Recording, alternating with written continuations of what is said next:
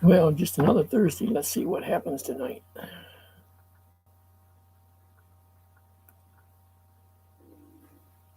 See how many people are busy elsewhere, if they're going to stop in here. I've got one in so far.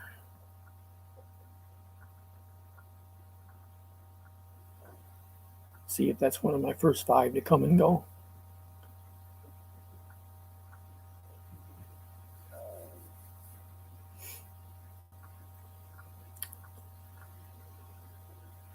It is okay if you come in and talk. You don't have to sit in the background. Hey, Monroe. How you doing this evening?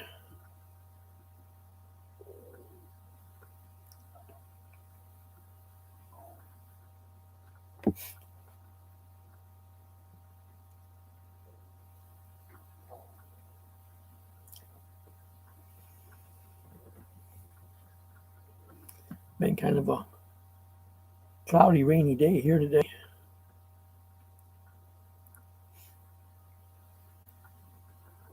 We didn't get too much rain right here at the house, but west of me got quite a bit.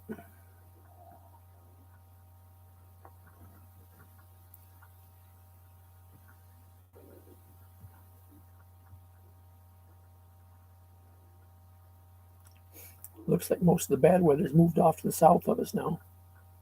So it should be halfway decent for the rest of the night. And the next 5 days are supposedly going to be nice. Time will tell.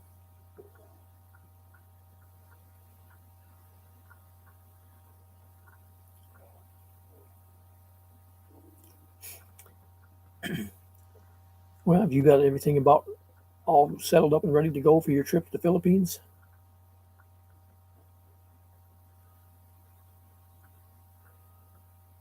You don't have too many days left before you go.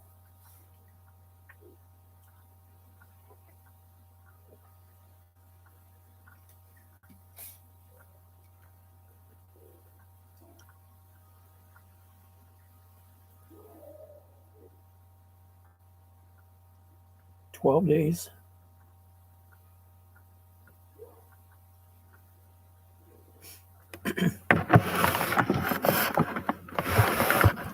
I thought you was leaving either a day before or a day after Ken and Mike, because they've got 12 days, the 19th, till they leave. I was thinking yours is 1 day off from theirs.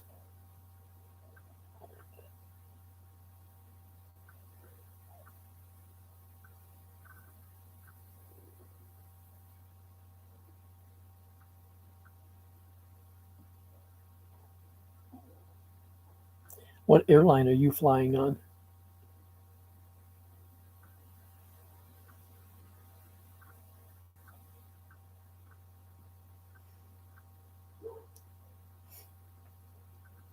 I'm hoping that as more people start going and the airlines start getting filled up again, that they'll go ahead and drop the prices back down to something reasonable.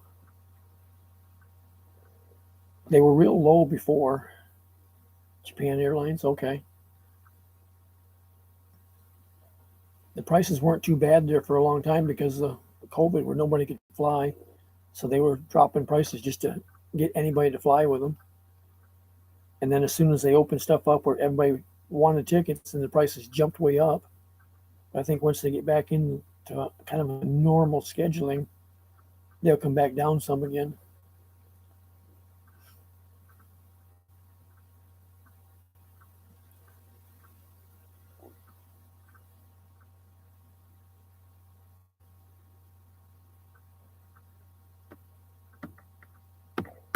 Your ticket price is $15.95.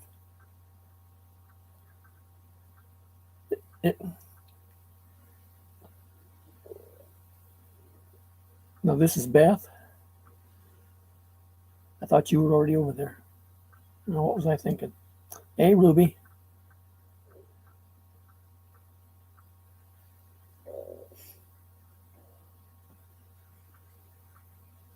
I can't think what airport RDU is.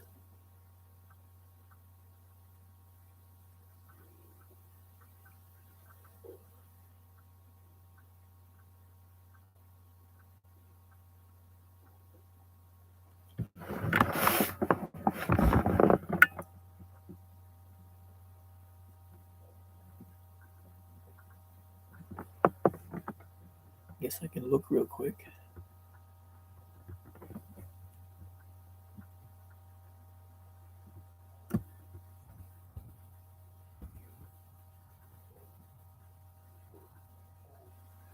Raleigh Durham, okay.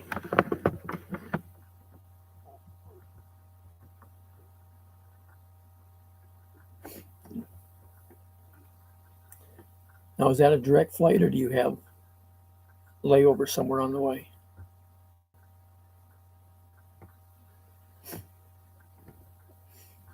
On my trips before, see, I flew out of Orlando, Florida, but I went to Detroit, then went to Nagoya, Japan, and then to Manila.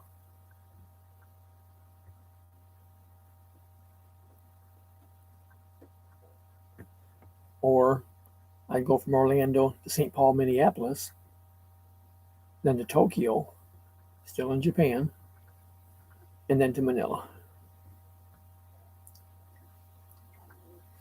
Either way, it was basically the same flight times, no. Tokyo. Tokyo has a big airport.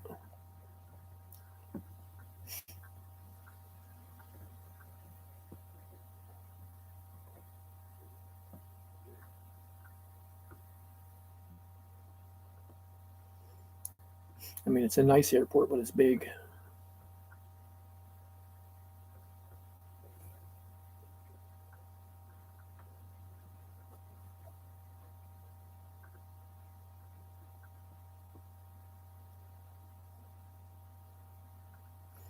I think Ken and Mike have a layover somewhere in Japan. I'm not sure now which one they're going. Maybe Nagoya.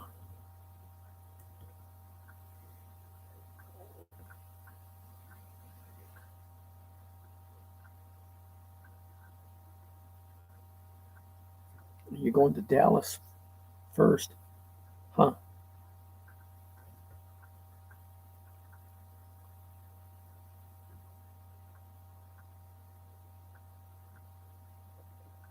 It's kind of strange directioning going that way from North Carolina.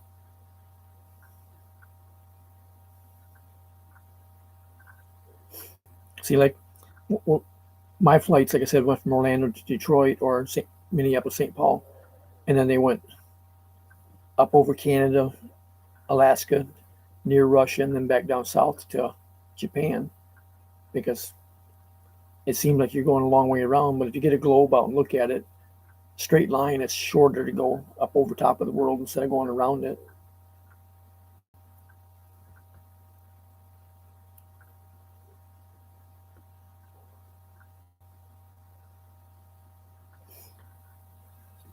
Yeah, you're most likely when you leave Raleigh, you're going to be on a small plane. You get on a big one in Dallas.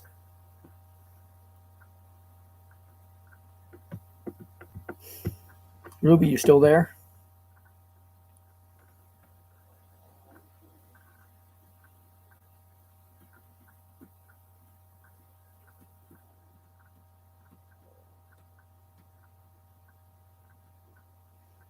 I'm not sure. Maybe Ruby was still live. I know she went live earlier. I didn't get a chance to catch it. She might still be live.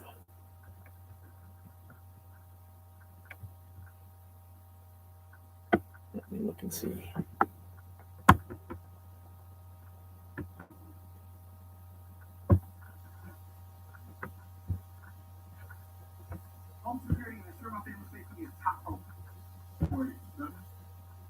Yeah, Ruby's still live.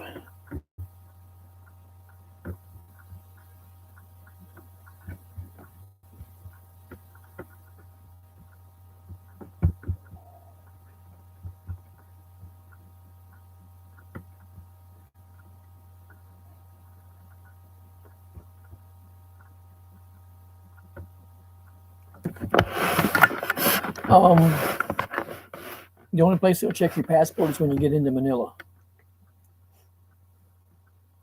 The rest of your flights, you have to have your tickets, is all.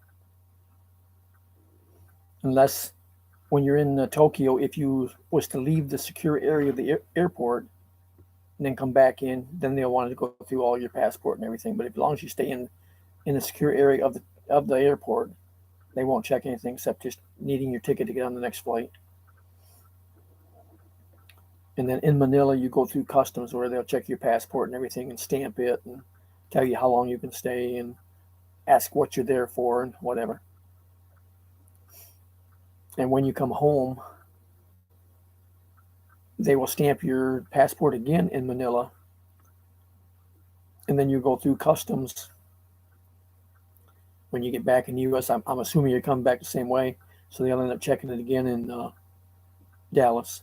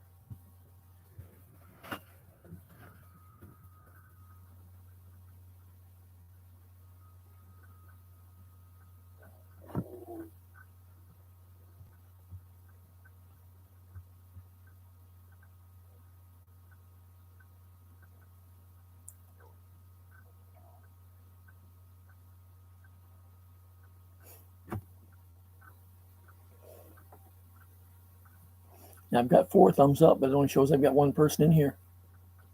It did go to 2 people a minute ago.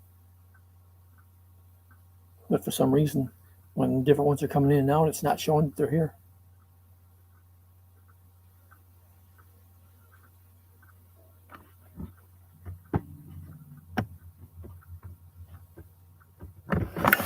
When I traveled, when I went over there, I just took 1 suitcase with me. It was about as large as what you can use for a carry-on.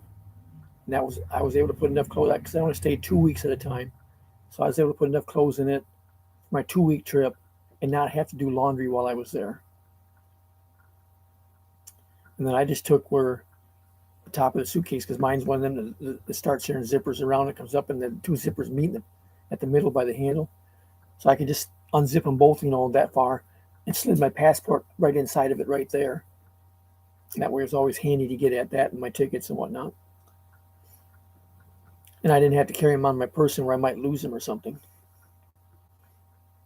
And your carry-on luggage, it's right up over top of you. You can see where it's at all the time.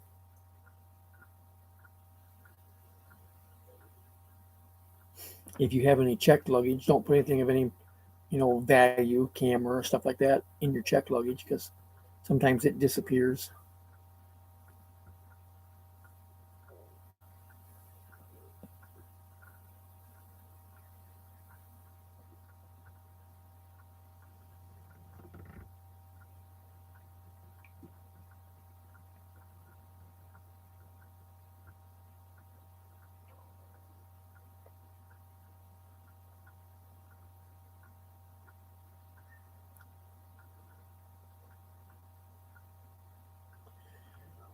You can, but you save yourself time if you go online within 24 hours of your flight time. You can go on anytime within that 24 hours. You can't do it earlier than that. But if you do it, after 24 hours up to flight time, you can go online and you can print your boarding pass at home. That way, when you go in, you don't have to go up to the check-in counter, stuff like that, and wait. You can just go right on to security. Unless you've got checked luggage, you just, drop it off at the luggage counter. But if you're only carrying a carry-on, like I did, then you can skip the check-in counter. And they just need to see the boarding pass when you get through security. Just before you get on the plane, they'll ask to see it. I mean, you can wait and do it at the airport, but then you have to stand in line there and wait for it. If you do it ahead of time, like I say, at home and already print it, that saves you that time. And the same thing when you come back. Hey, Tiger. Didn't mean to ignore you there. In Manila, when you come back, now my trips, I printed my boarding passes where I was staying at in the Philippines, so that when I got to the airport to leave, I already had them with me. And sometimes they'll have somebody walking back through the line, just kind of pre-checking stuff. You don't need to see your passport, your boarding pass, and whatever, your tickets, whatever. And if you've already got your boarding pass printed, they'll turn around and send you over to another line instead of standing in the long way, because the lines in Manila Airport, will be 30, 40 people in each line. And when I got to that, and the guy came and looked at mine and saw I already had my boarding pass printed, he said, "Oh, you belong in that line over there." There was 3 people. So I just went over, showed him my thing like that. They put a stamp. I don't remember. They stamped something. I don't remember what. Now it's been so long. But then they send you on to security to go, toward the plane. You don't have to stand there and wait for all that like everybody else is doing, where they're getting their boarding pass at the airport.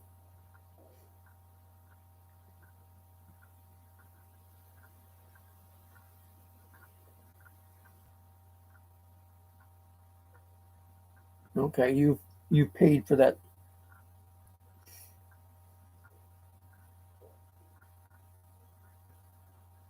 Well, anyway, you leave and do the same thing where you're at, girlfriend or whoever over there that has access to a computer and a printer. You may have to go to internet cafe to do it, but you can still do it there. And that way, when you get to the airport, you've already got your boarding pass, and you can skip the check-in counter, and then you just go on to, like I say, to security. And if you've got the pre-check and global pre-check, whatever, that'll even put you through faster. And it doesn't cost you nothing to go online and print your boarding pass, as long as you have access to a computer and a printer.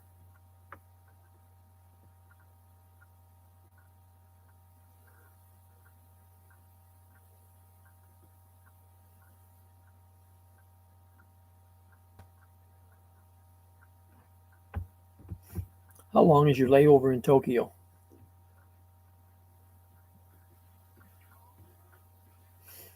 Because my layover is like when I left Orlando, went to Detroit, it was an hour and a half in Detroit, or an hour. And then Tokyo was always, or Nagoya, Japan, either one was always 2 hours. Because on that one, they everybody gets off the plane, you take your carry-on with you.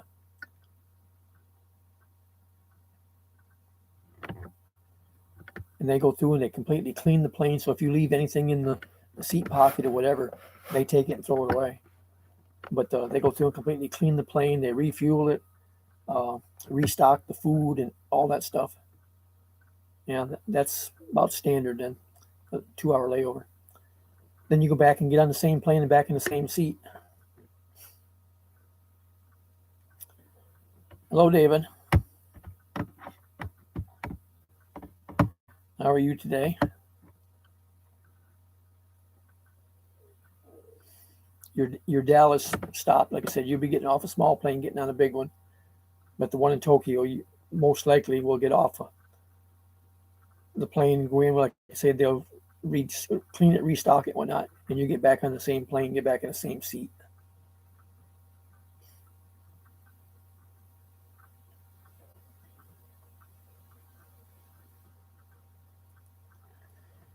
And then on the flight from Tokyo to Manila, they'll give you a declaration form, which is a piece of paper, yay long, but it's only about yay wide, for you to fill out if you're bringing anything into the country, other than just your personal stuff you're bringing and whatnot, But what it's for is for people that are bringing stuff in to sell, or salesmen and stuff like that. You have to claim anything that you're bringing in, you declare it, and then just sign it. And then when you go through customs in Manila, they'll take that. And the same thing when you come back, you'll get one on your flight just before you get into, most likely, Dallas. Before you go through customs there, you fill this thing out again. All they want to know is, like I say, if you're bringing stuff into the country because you're going to sell it or whatever, or if you went and bought something big, expensive, because you get a better price on it to bring home, then they're going to, charge you the duty tax on it. But if you buy souvenirs and T-shirts and stuff like that. They don't care about that stuff.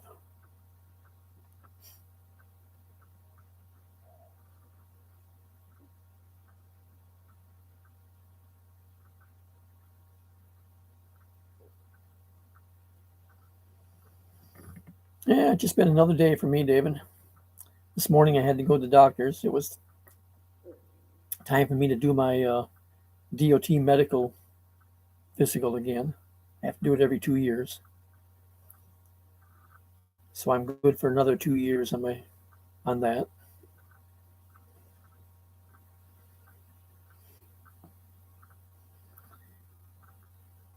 I'm not working now. I'm technically retired. I could give my CDL up and I wouldn't have to worry about it. It would make my license cheaper each time I renew it instead of having to renew the CDL. And I wouldn't have to worry about the DOT every 2 years.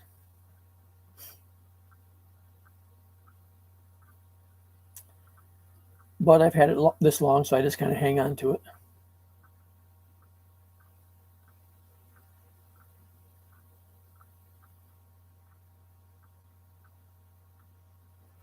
Well, I always hate going to the doctor too, and my doctor knows that. I also hate meds. I'll get right with you, Monroe. I see your question. Um, so, like when the last couple of years there, he's always said, my cholesterol is a little bit iffy. He said if he prescribed, such and such a meds for cholesterol, would I take it? I say no. He said, okay. End of conversation. He doesn't push it. 6 months ago when I went in, he said my cholesterol had always been just on the iffy stage, but he said this last time, which I think a lot of it's because your cholesterol is based or affected by your diet and exercise. Well, since stuff's been going on with COVID, I'm not getting out and doing stuff as much as I used to. I mean, I'm just around the house and whatnot, but I'm not going places and doing things and whatever. So the exercise and what's not less. Plus, being retired, I'm not as active as I was when I was working. And being that I'm sitting at home more, I'm eating more junk food. So my cholesterol got up higher, and he said it was at the point there that it was of concern. So he put me on a meds for it, but he said he'd compromise and he'd give it to me at half dose. When I went to the doctor today, I asked him about it, because I was wanting to get off it. Because one of the side effects of that there, which it bothered me when I first started, it's not bothering me much anymore, was headaches. And hey, Precy,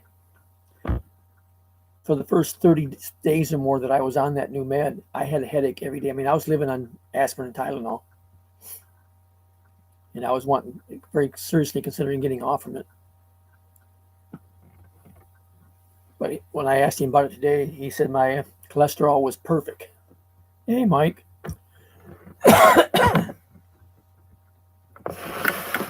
How have you been, Precy? Monroe, to your question, others have done that. I've seen others, or heard others talk about doing it. Even when they get into Manila, they'll go get a hotel somewhere before they take their flight on to General Santos or Davao or wherever, because they have a long layover. I've never had long enough layovers to worry about. But the other thing is, if you go out of the airport, to a hotel or whatever, when you come back in, you got to go through all the security steps again that you went through in your first one there in Raleigh.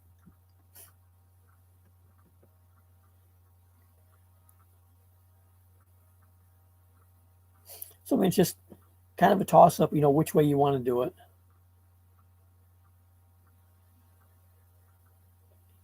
You want to hang out in the airport for that long, which 20 hours is a long layover. Or if you want to, play the game and going back through security or, through security and stuff again to get back in. I've never been in the Dallas airport, so I know nothing about how the setup is there, getting in and out of it, how big it is or whatever.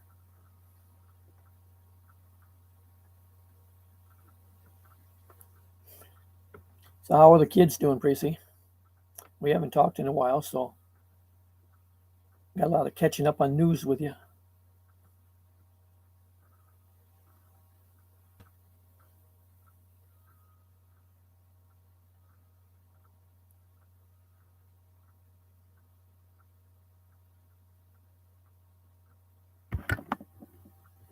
something here.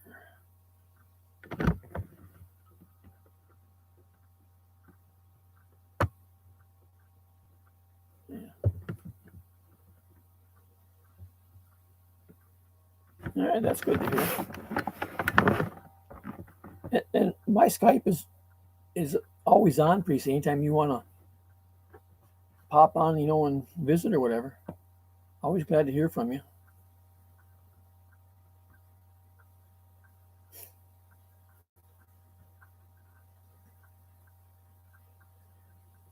Mike, only truck drivers sleep in a chair for 20 hours.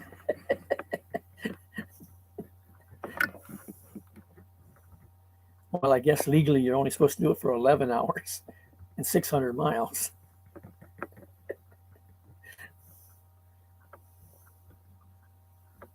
Well, if you run 2 logbooks, you could sleep in a chair for 20 hours.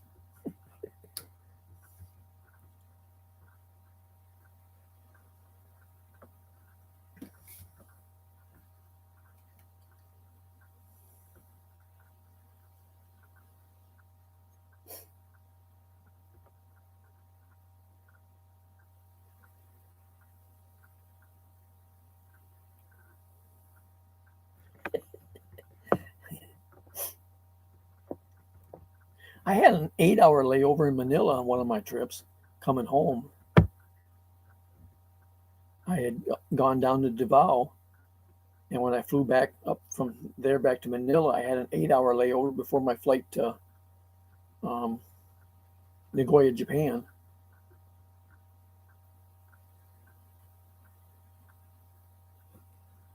Yeah, I never got that many hours on mine because I pretty much always kept mine at 62. I never, tried to push it like once in a while you do because you're fighting a schedule or something.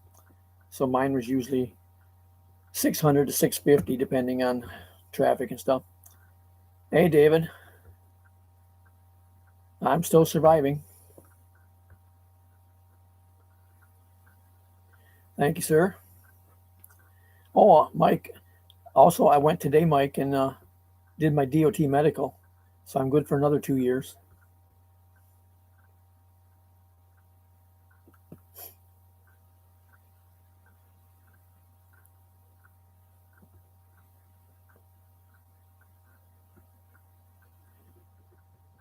Let's tell Monroe about it earlier. It's kind of at the point I don't really need it. I'm not planning on going back on the road, but it's just I've had it this long. I hate to give it up.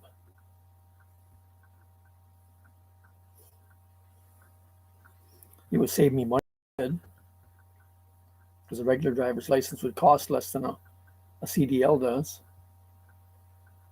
and I wouldn't have to worry about the DOT medical every 2 years.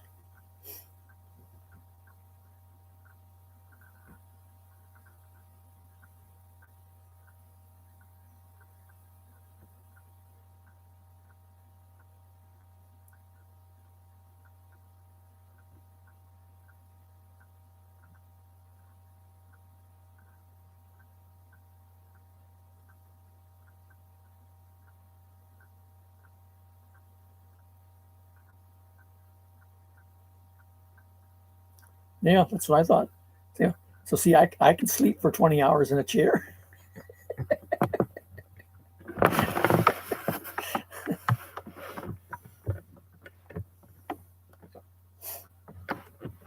I stopped at Ace Hardware today. Well, I had to go to 2 of them because the first one didn't have it.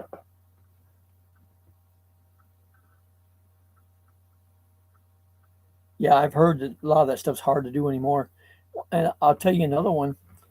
Well, back when I originally got my first chauffeur's license back in 1978, I never did a road test. I strictly did the written test, and they gave it to me.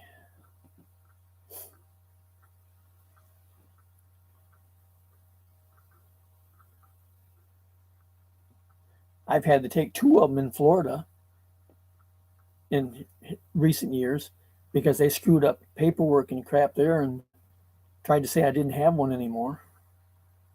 And I had to go back and take another road test with it just to keep it again.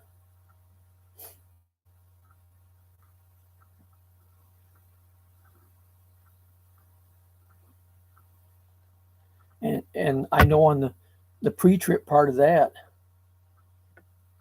the day I did it there, I'm naming off all the different stuff, that you check and whatnot like that. And the guy, the tester, kept saying, anything else? Anything else? And I said, damn, now you got me worried. I can't think of anything else.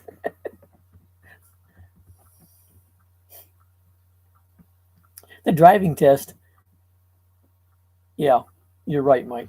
The driving test itself isn't really, that bad. It's basic if you can drive the damn truck.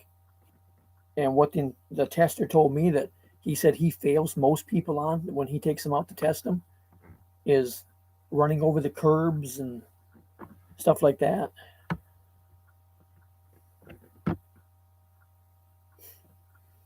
They forget how long that trailer is behind them and cut too short and run the trailer tandems up over the curb.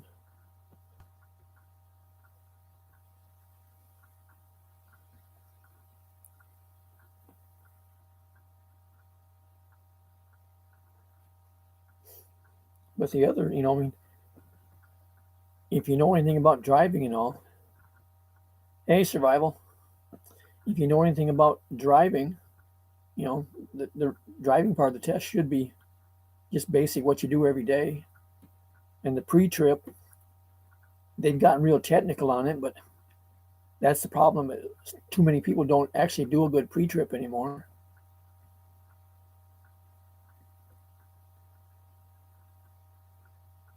I've seen my neighbor here when he pulls out, he hauls flatbed. And I've seen him pull out of here in the middle of the night, and the ABS light on the side of the trailer is still on as he goes down the road. I've mentioned that to him. He said, yeah. He says, these old trailers are like that. He said, after you get a few miles down the road, it'll finally go out.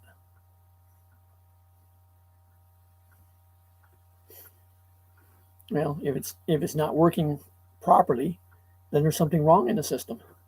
It needs to be fixed.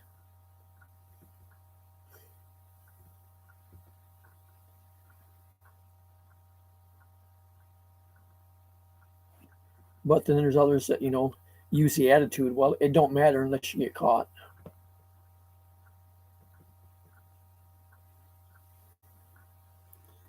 Well, I've always looked at it that I didn't want to do stuff to get caught. So I tried to keep mine, right, from the start. And I had a good CSA score because of it. And that makes a difference on if you get pulled in for inspections or you get pulled into all of the scale houses or you don't get weighed and this passed through even.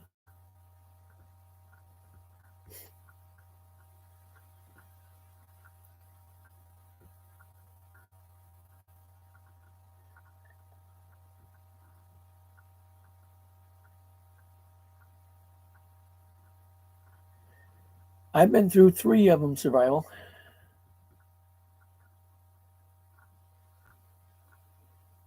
And depending on the circumstances behind them, they don't get any easier.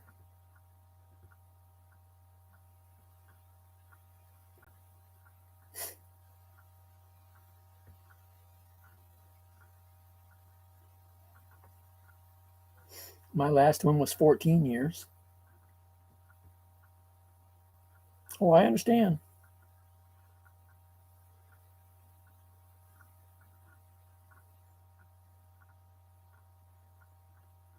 But one consolation, I know you don't look at it that way right now, but one consolation I can say that with mine in the past, that after we split up, we got along a lot better than we did while we were together.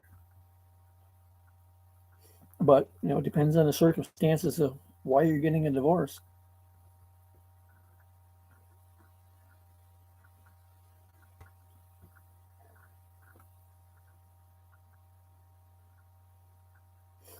Some cases, some people still don't get along.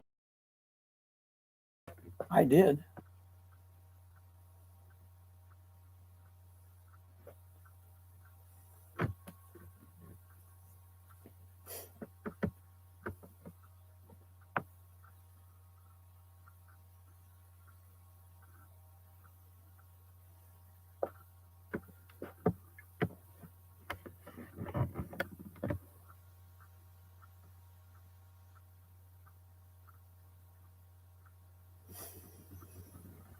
Yeah. That aspect there, yeah, I can see where that would hurt. A lot of times, I'm not saying this on yours, whatever, but a lot of times problems in, a relationship when people get divorced, a lot of times it falls back to the point arguments over money or something. Either who's spending the money or who's making it or we don't have the money, whatever. I don't know.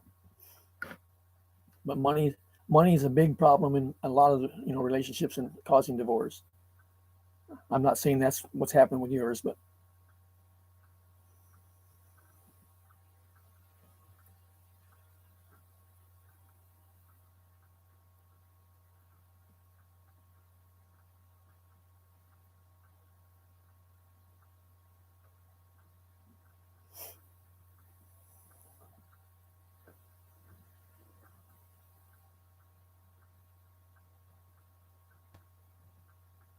well, I can tell you there.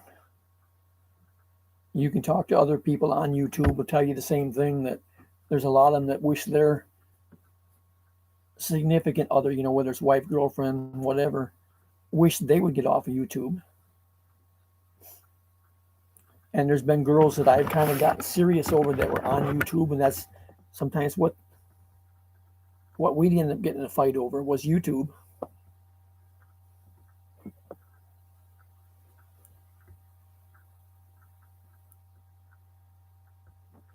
The only thing you can do there is try to do it together. I mean, sometimes that don't work, if they don't have an interest in it or not. But there's one other couple there. I can't think of his last name now. He's a Canadian. Him and his wife Julie. He does live streams all the time, and biggest share of them, she's sitting there beside him, doing the live streaming. So you're talking to both of them, and both of them are talking back.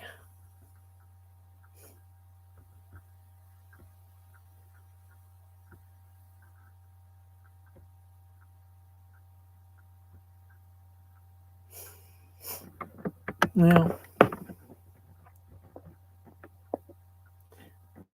I I don't know what to tell you in that case. I mean, like I say, that's one of the rare ones.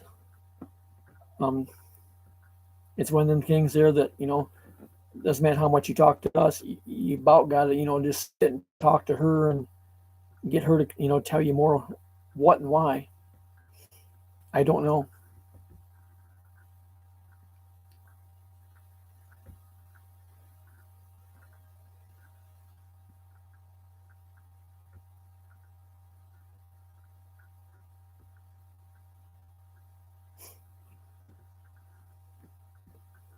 Yeah, all three of those. But the big most generally in most relationships, the big problem is usually money.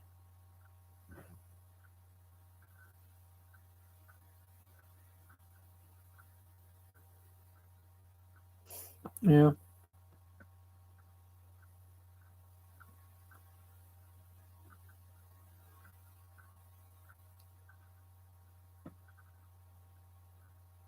I used to have another neighbor here that him and his wife had gotten divorced some time back. And then she was up in, I don't know, Kentucky or someplace. I don't remember where it was at. And he told me he was going up there because she was in the hospital, something serious. So he went up there to be with her while she was having her medical problems. The next thing I heard that they got married again. He sold his house down there and moved up there.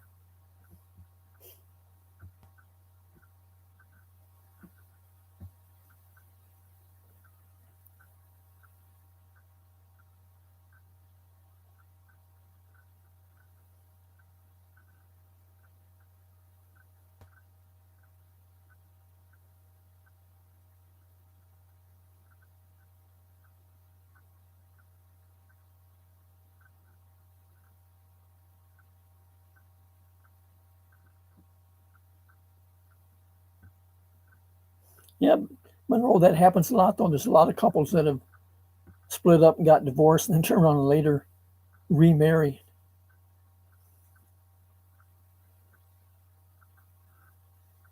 You even see that in some of the celebrities, the TV stars and stuff.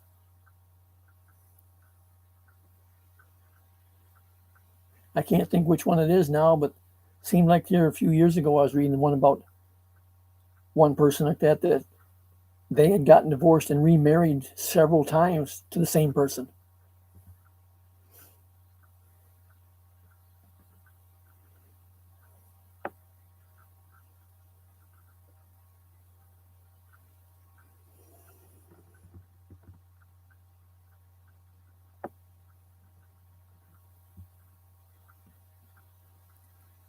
Yeah, that's true, Monroe. And he just said, she's jealous of his YouTube or whatever. And you kind of have to watch, what people say, because there's so many people that'll turn around and say stuff, sometimes jokingly. Other times they're intentionally trying to cause problems.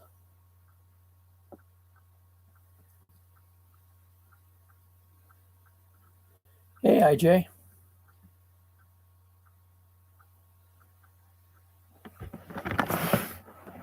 are you talking about yourself, IJ?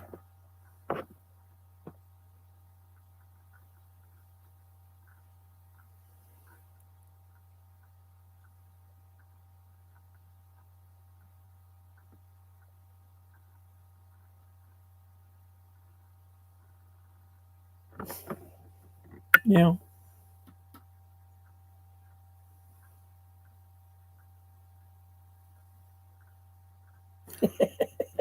Well, like I say, Monroe, a lot of times it's not what you do, it's what the other people on YouTube do. There's other people, that will just clown and joke around, no harm intended, but your partner takes it wrong. And then there's others that will just come in deliberately trying to cause problems, especially in these LDR relationships. There's a lot of people there that they're right off the start telling you they won't work, and they try to pick everything apart they can on it. And especially if there's an age gap in it, like there is in many of these, like the foreigner and the Filipina. There's a few of them that just don't understand that, and then the first thing you know, they're trying to create problems because of the age gap.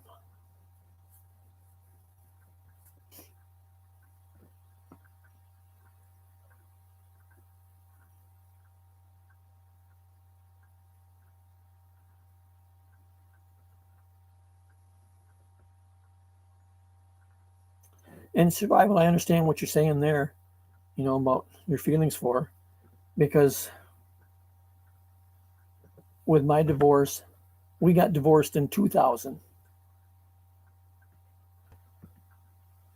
And then in 2017, I found out that she had cancer and passed away. We'd been split up 2 years before we got divorced, and then divorced for, 7 years. And then after I found that out, I sat and cried about it.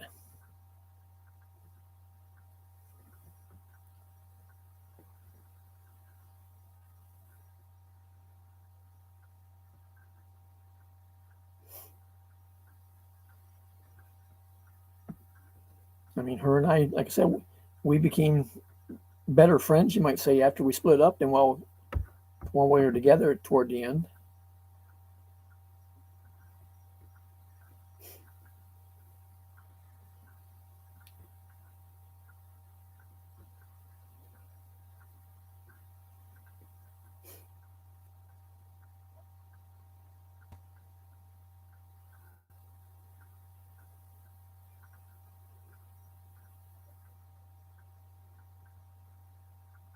It's just every situation, every couple is different. So, I mean, it's nothing you can pinpoint it and say, well, this is what happened and this is why, because, you know,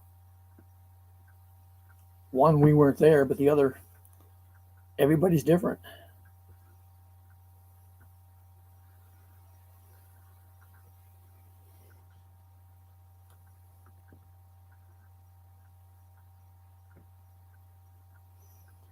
It's warm here. It's 73. I can't see what the temperature is inside.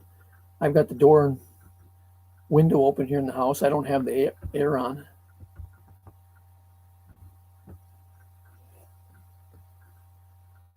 Yeah, I understand what you're saying, Survival.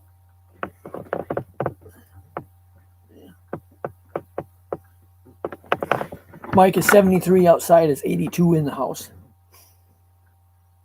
There's a breeze blowing. I should have opened the front door so I could get some air flowing clear through, and I didn't do it.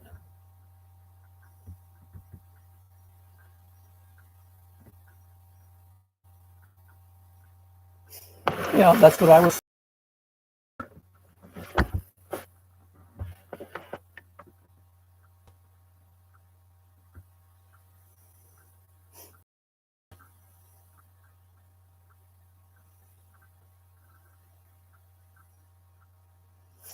And especially if you've been together for a long time,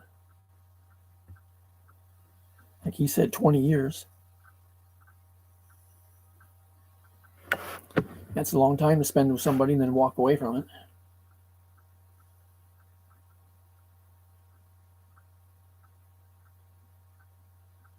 it. Thanks, Mike.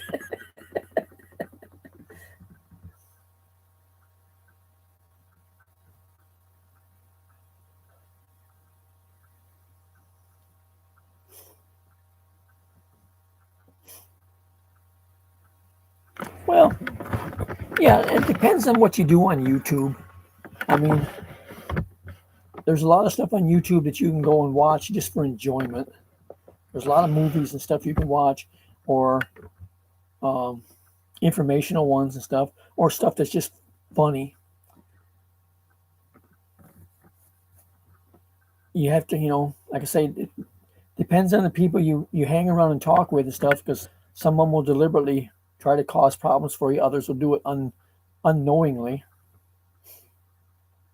But if she's willing, you can always do a YouTube channel together and just show your life and stuff.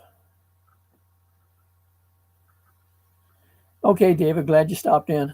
You have a good night now.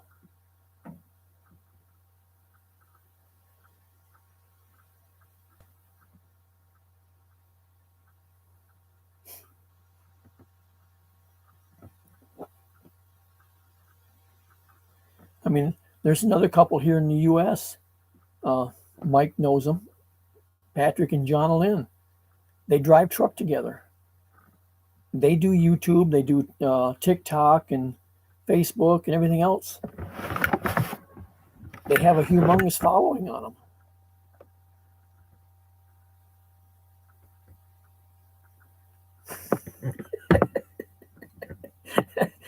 Boy, Mike's in a good mood tonight. but they're always doing live streams and stuff. But the two of them together are in it most generally, unless they drive trucks, like I say. So sometimes one of them is sleeping while the other one's driving, and the driver's doing a live stream or something. I was talking with them here a little earlier this evening, and the live stream they were on had already been on over 6 hours.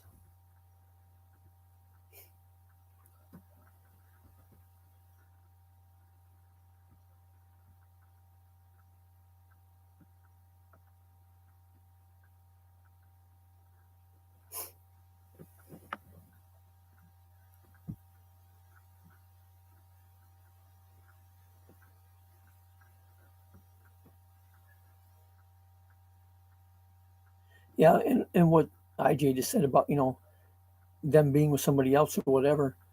When my first ex, now when her and I first split up, she turned around and went out with a friend of mine. She had 2 kids with him. Later left him and went and married another friend of mine. Lived with him for some time. Later divorced him and went back to the first one, the father of her kids, and married him. To my knowledge, they're still together.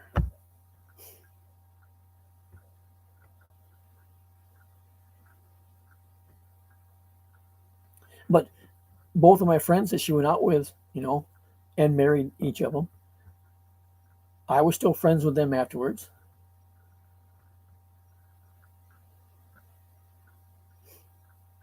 And was still friends with her. I mean, I haven't seen him in, shoot, 40 years or more. But back at that time period,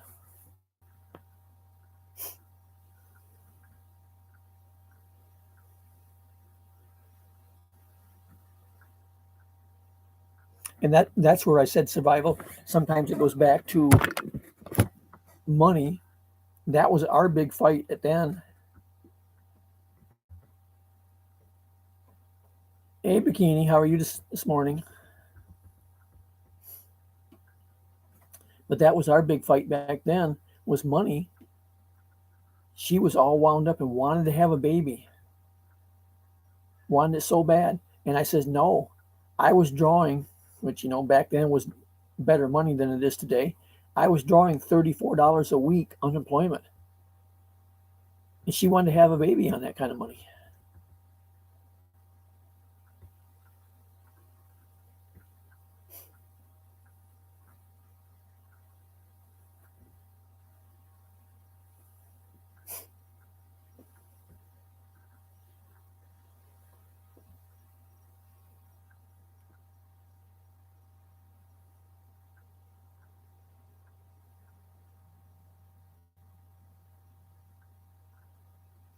Well, Monroe, that's just something you're going to have to talk to her about.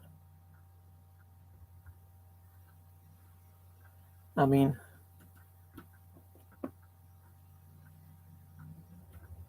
YouTube can be good, YouTube can be bad in a relationship. Just depends on both people and how it's going with them and stuff.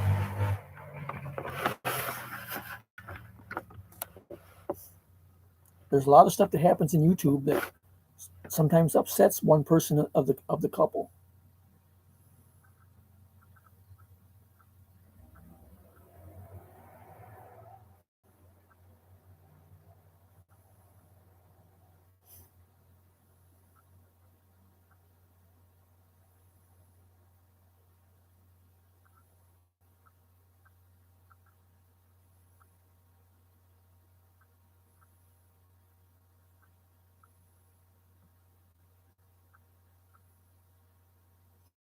Bikini, you still there, or did you go back to work?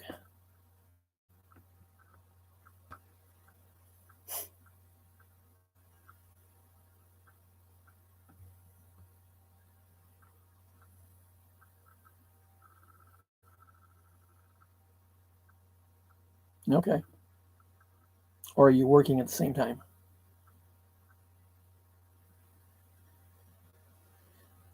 9:22. Yeah.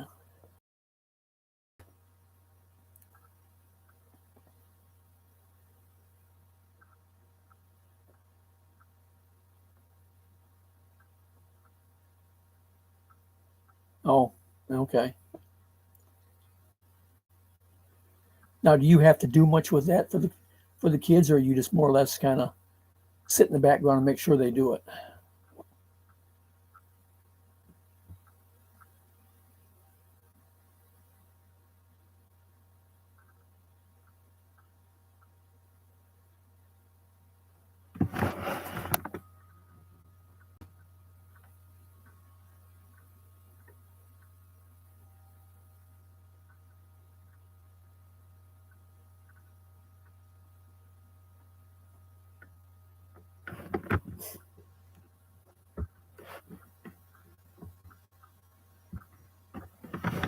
Okay.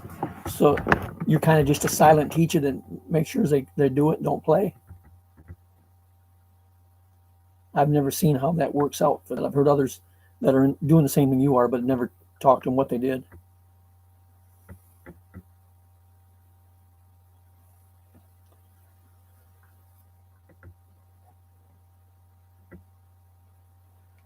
Well, sorry I can't help you more, Survival, but I'm glad you stopped in. And you were also sharing a lot of information that most people wouldn't share. Some and sometimes it just helps to to talk to somebody about it, even if they can't, do anything about to help you. Just the talking about it sometimes helps.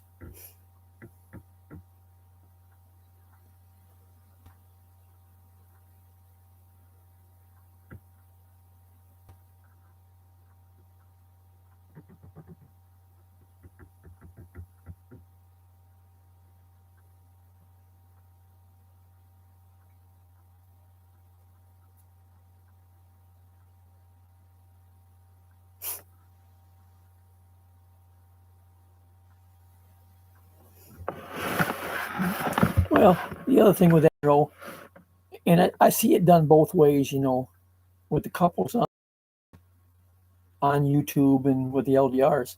Some of them bring everything with the relationship into YouTube, and everybody knows everything about it. Sometimes it works out. People, are all for it and have fun with it. One other. Other times, they have to get their 2 cents into it there and cause problems. That's true, Mike. And there's other couples that have pretty much, built their relationship or whatever and never brought it into YouTube. And that eliminated, other people getting their nose into it.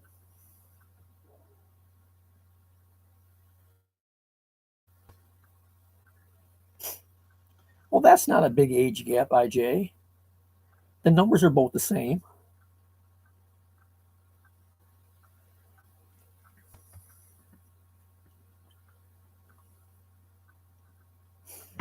Okay, take care, David. But with I understand what you're saying, IJ, and with that,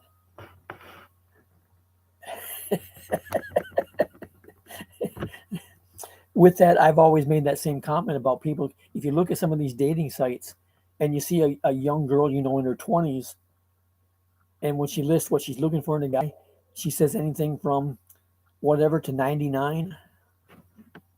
Kind of obvious there, she's looking for a green card.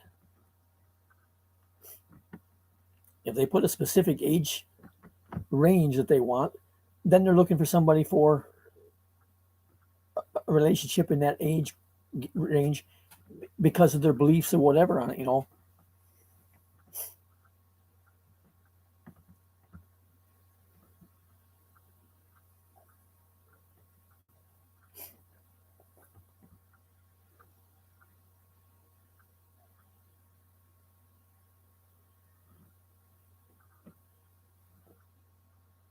Yeah, they say if it happens for more than 4 hours, you're supposed to call the doctor.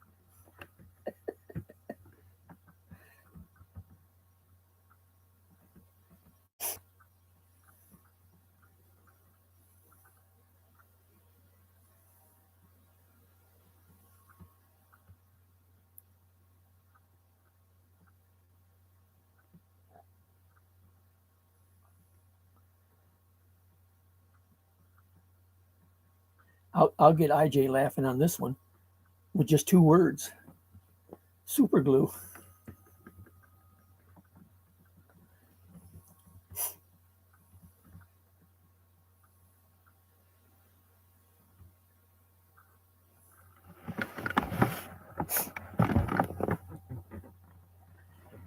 Well, maybe not. With that much of an age difference, she may not have been with him all the time. May have been with somebody else.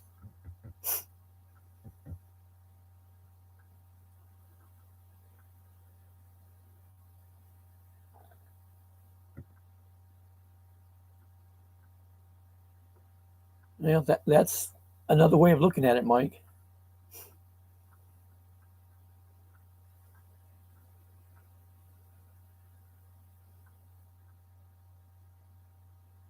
Here a while back. Oh, he just died of a broken heart then. Here a while back, I had a Filipina that was all hot and bothered, wanted to marry me. And I came right out and confronted her about it. The only thing she was after was a green card because she was only 20.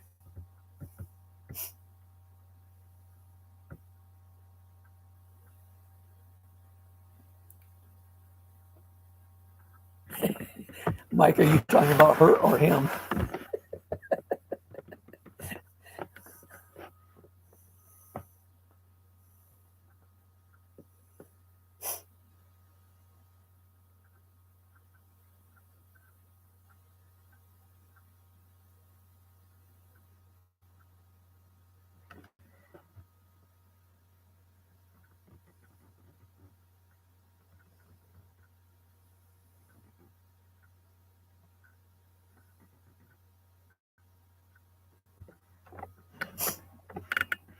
Well, yeah, you're right, Monroe.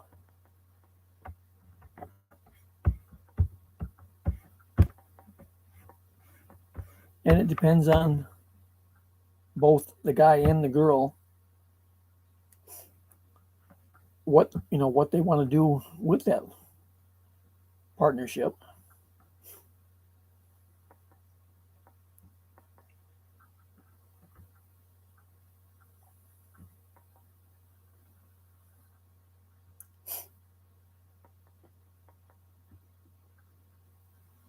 I mean, sometimes they can find stuff that's mutually, to both of them, the activities and whatever that makes a good relationship.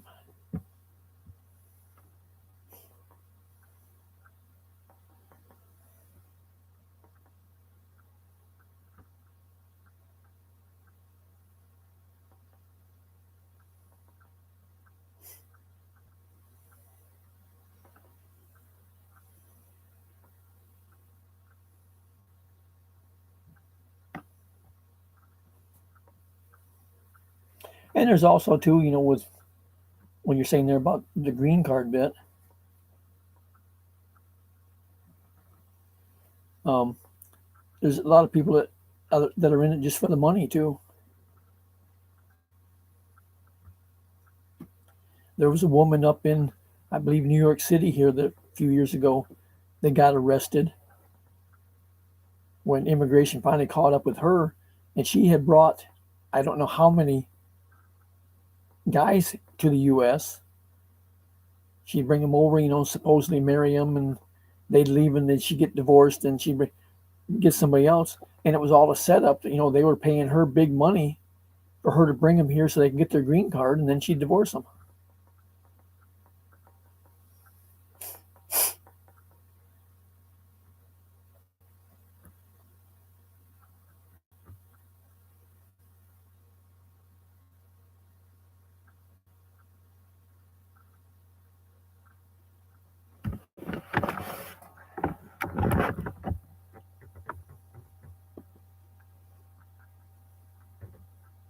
Bikini, how long does that class go each day that you have to stay there with them for?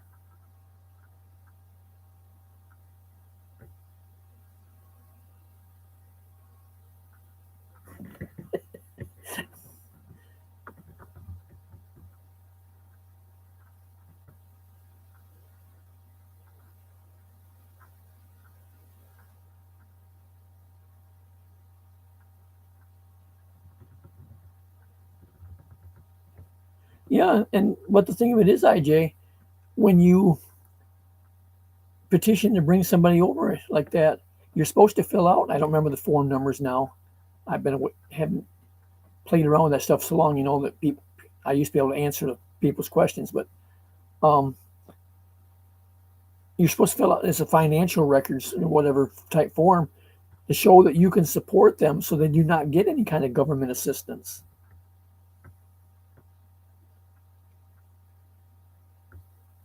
Oh, just 1 hour? Well, that's not too bad then.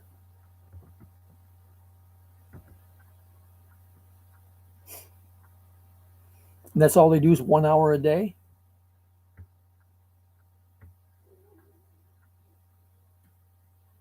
That's a whole lot better than going to school then. I mean, you're in school for what, 6 hours a day? I mean, sure, part of it's at those kids' age, part of it's playground, part of it's lunchtime or whatever, but you're still stuck in school.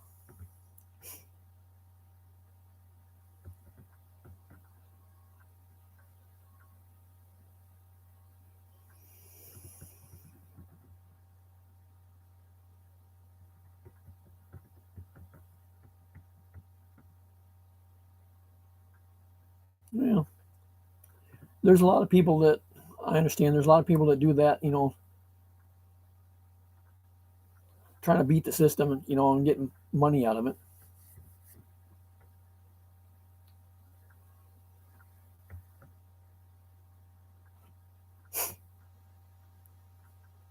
Yeah, but IJ Mike didn't tell you. He just took out a new life insurance policy on himself here recently.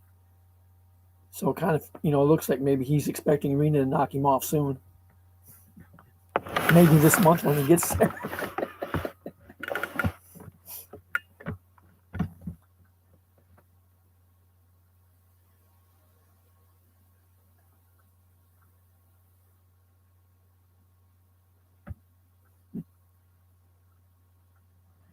Because I have well, I've got a few neighbors that I know or have heard stuff about doing, but one of them, she's working full time. She's a single mom of 3 kids, and I've heard she's getting $700 a month food stamps. Now, how can you work full time and qualify for that much in food stamps? And she just qualified for a loan for a new home, and the payments are $1,200 a month. So I mean, if she's got enough income to make $1,200 a month house payment, not counting your electric and water and phone and anything else you have to have and whatnot, if she can qualify for all that, why does she need $700 in food stamps?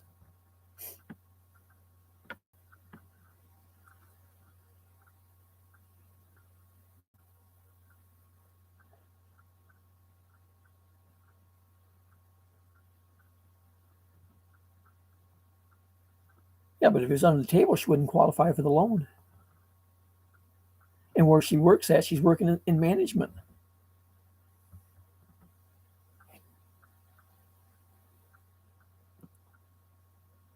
There's another couple, boyfriend, girlfriend.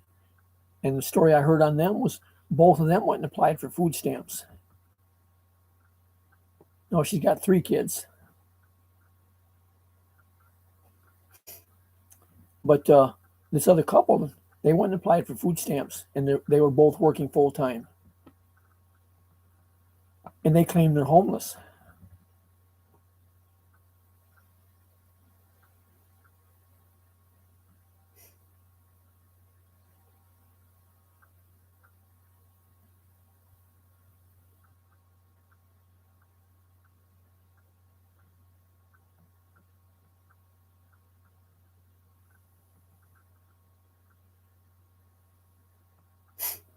Well, that's the thing of it too. There's no checks and balances in the system anymore to catch a lot of that stuff like it used to be.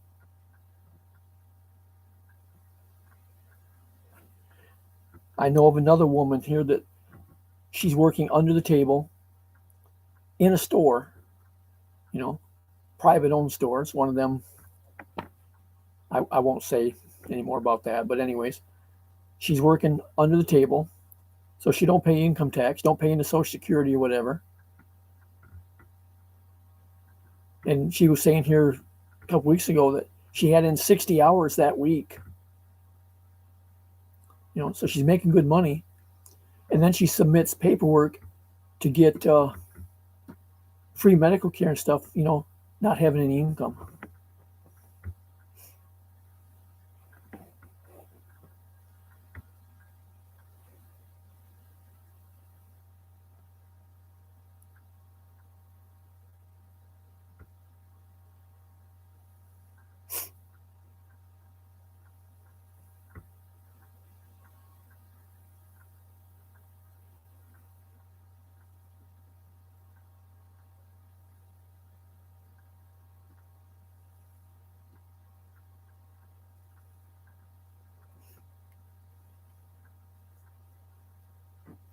That's where I used to get irritated all the time when I was on the road. I tried to do everything I could. Well, I understand and I agree with you, Monroe, but it's just, that's why I say, like, when I was on the road, I used to get into arguments with people all the time and used to get pissed at people all the time. I would try to do everything I could to keep my business as legit as possible. Kept my paperwork the way it was supposed to. I did my pre-trip inspections the way they were supposed to, and tried to keep my equipment in shape the best I could. That if I saw something wrong with it, I attempted to fix it or took it somewhere to get it fixed. And everybody else says, why bother? Just run it. I said, I don't want to get caught. I said, well, just go till you get caught. Don't worry about it. They run it that way and don't worry about it. And then end up, if they don't get caught, they're making more money than I do because they're not going through all the legal hoops and whatnot to do it right.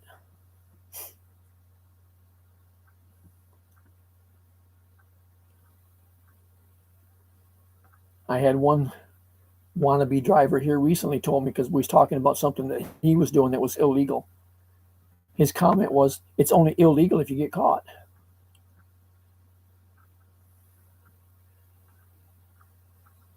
Well, I never wanted to get caught.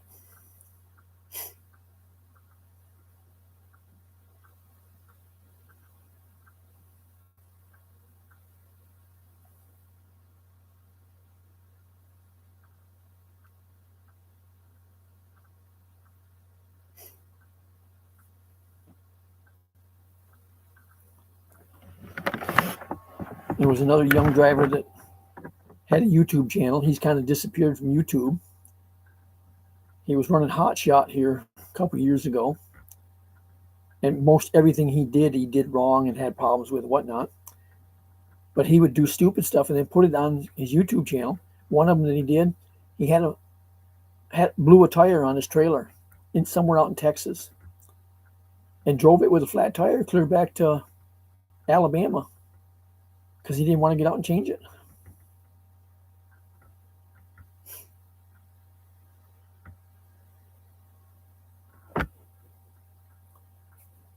Well, Monroe, the one that I was referring to with this one driver, when he said it's only illegal if you get caught, we were talking about using a cell phone while driving a commercial vehicle. You have to have it, Bluetooth hands-free, so that you don't have to hold the phone to talk on it, don't have to dial it, and however you do. I don't have any of that, so I didn't use the phone when I was on the road. I would pull over and stop if I had to make a call. But he would sit there and play with that, and he's on YouTube with it and doing whatever, and we got discussing it. Well, if you get caught, the fine is $2,750 for the driver. The company gets fined $10,000 for it if you get caught. Which, if you're working for somebody, and they get a $10,000 fine, more than likely they're going to fire you. Now, me, I was an owner-operator. I owned my own business, so I was the company. So if I was to get caught doing that, I would have the $2,750 fine as the driver. Hey, Nancy, thank you. And I would have the $10,000 fine as the business. So $12,750 would have been fine to me. Wasn't much profit in that trip if I got caught. So, I don't look at it as it's only illegal if you get caught.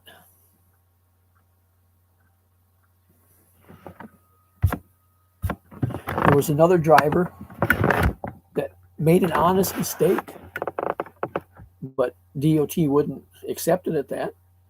When he made out his logbooks, he screwed up on his days and stuff and had too many days in his week for the hours and stuff he was running or whatever. They fined him $15,000 for falsifying a legal document. And all it was a mistake that he made. He wrote the stuff in wrong. But they wouldn't accept it that way, and they fined him $15,000.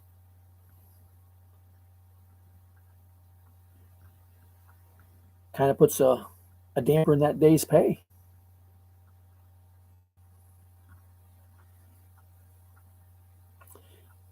How are you today, Nancy?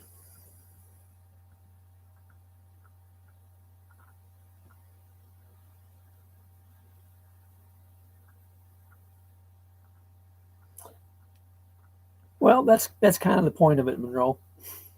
I mean, it's like anything else you do. You can find ways to get around stuff and do things that let you do something easier, supposedly quicker, whatever. But it's the same thing. Is it worth doing it and getting caught?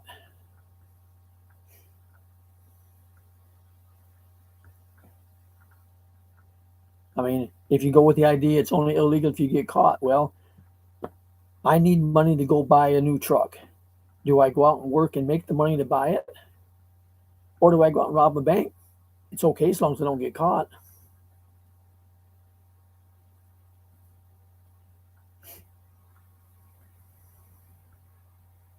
Well, I agree with you. I mean, I'd be worrying too much all the time if I was going to get caught, and that would bother me more than if I did it right and had to put the extra work effort into it.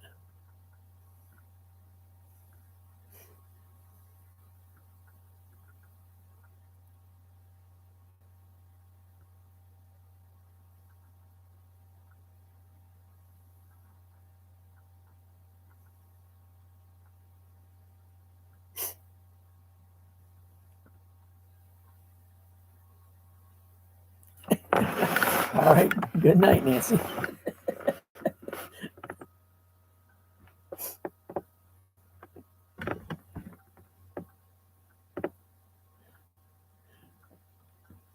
One of my trips when I was on the road, it happened to be the week when they were having new one of them safety blitzes where they're pulling everybody in doing the inspections and stuff. I had one marker light on the front of my truck that went out. And I saw it when I did my pre trip in the morning. And I spent over an hour playing with it, trying to get it back in. And all that had happened was the bulb just came out of the damn socket and wouldn't stay in place to make the bulb work. And I played with it, played with it, and played with it, couldn't get it in. And it was tucked back up in the fender behind the battery, and I couldn't get it. Finally, I gave up on it, took the bulb out of the socket, stuck it in the dash so I wouldn't lose it, and went on. I went on and made my delivery. I was running Florida to Kansas. I went on to Kansas, made my delivery, picked up another load, and was coming back, hoping I didn't get stopped. I did get stopped in Arkansas on the way back, but he never did an inspection. He just checked paperwork and sent me on.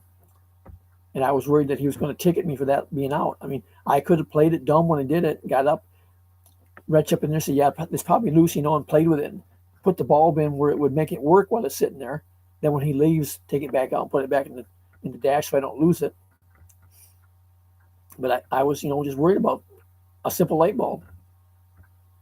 And it wasn't a problem to fix. I just didn't have the right tools with me to do it. Because if I took the battery out, which I did when I got home, it took me 5 minutes to fix the light.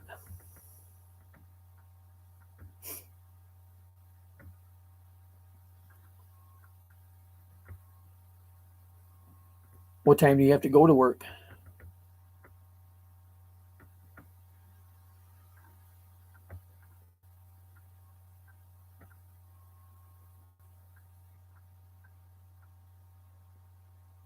And I noticed the other day that the same damn light is out again. And I keep forgetting about it because I basically don't go anywhere at night anymore with the truck. So I just need to go out there and pull the battery out so I can put the bulb back in the way it belongs and be done with it. But I keep forgetting to do it daytime.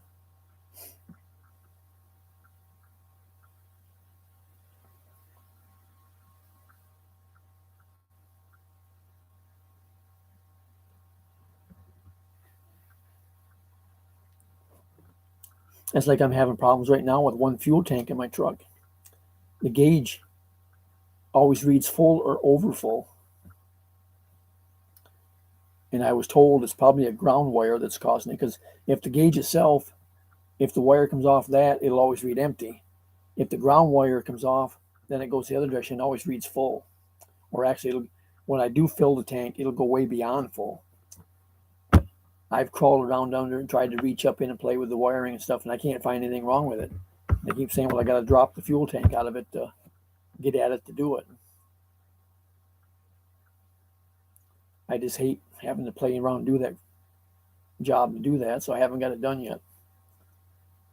Now I don't know how much fuel's in it, so I'm worried about driving it very far and then run out.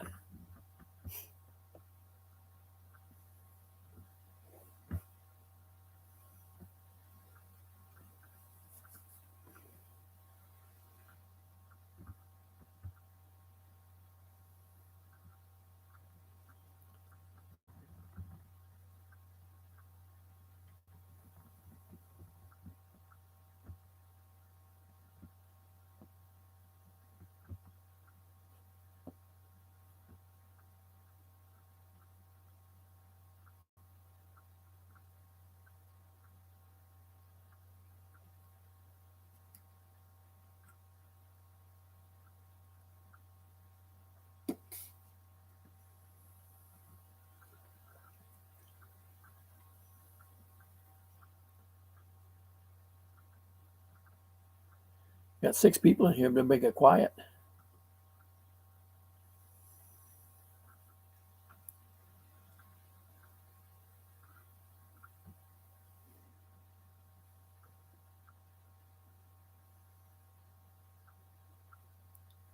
Or is YouTube messing up the other direction tonight? There's nobody here and it shows I got 6. Or normally I've got people talking, it shows I have 0.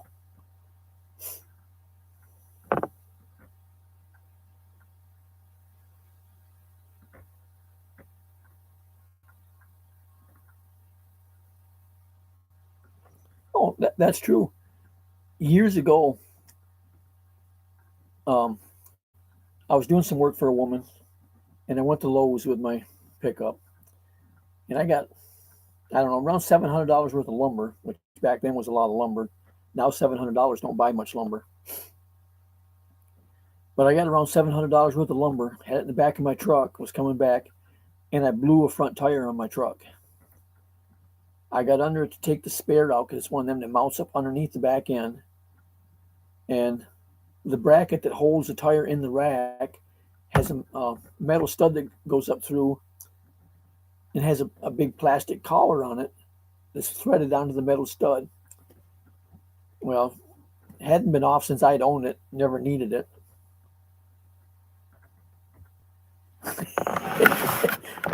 Same thing in Texas, Mike. But I spent 2 hours under that truck trying to get that big plastic collar unscrewed off that stud to get the spare tire out. And while I was under the truck, out of sight, I don't know how many people would pull up and slow up and drive real slow past the truck looking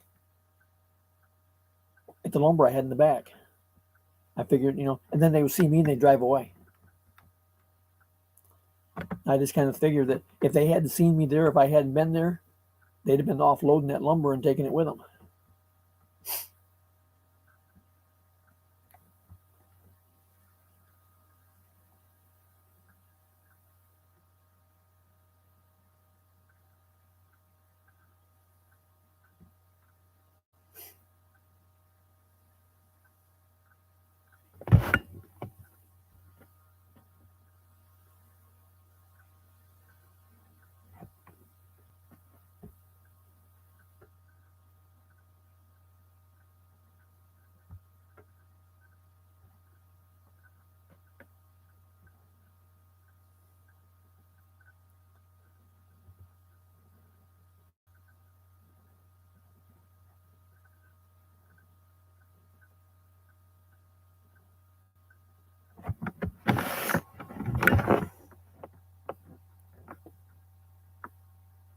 Yeah, and especially with the way stuff is now, where so many people aren't working, and the price of everything has gotten so high.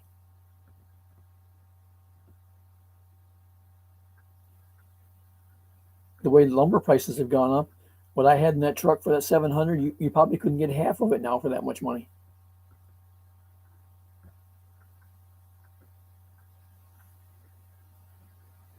There was another neighbor here, this is years ago again, was driving toward town one night, knew nothing about cars. The alternator on his car, apparently bearings went bad, seized up on him. Well, when it did that, that made the fan belt that run it start slipping on that, and he, start smoking and whatnot. So he pulls over on the side of the road, shuts the car off, and leaves it there. Didn't have no way to get it towed home or do whatever. Well, in the process of it sitting there for like that for a few days, the hoodlums or whatever you want to say went by, and somebody just shot the car full of holes. Shot the windows out of it, shot holes on the sides of the car and whatnot. He got notification from, hey, Raina, he got notification from the sheriff's department that he had until whatever, time, short time later to move the car, or they were going to move it for him, which then they would have billed him for it.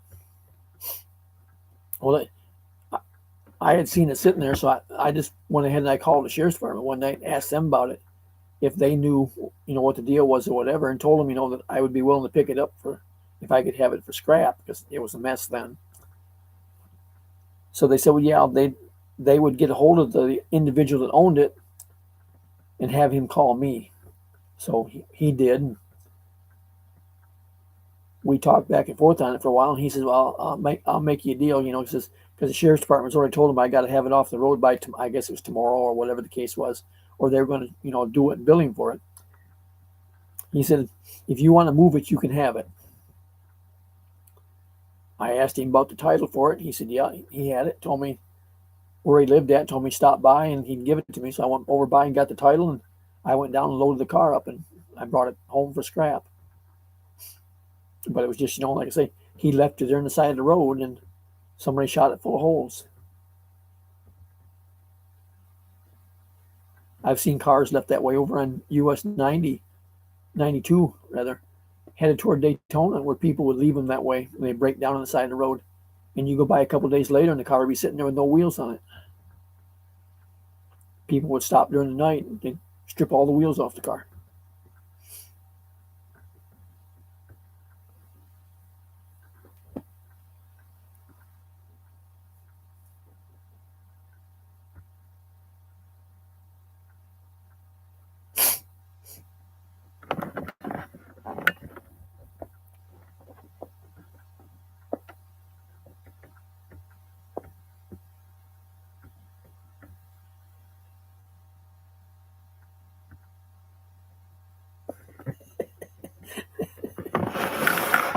Hi, Jay, are you trying to stir up trouble?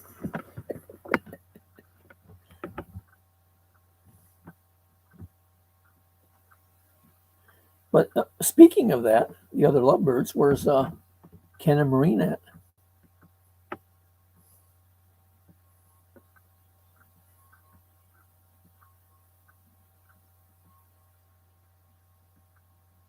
She's always cooking.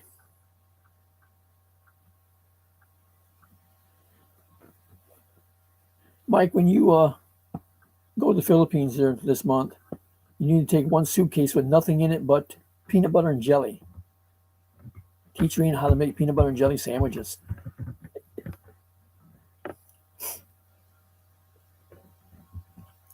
Save all this cooking time.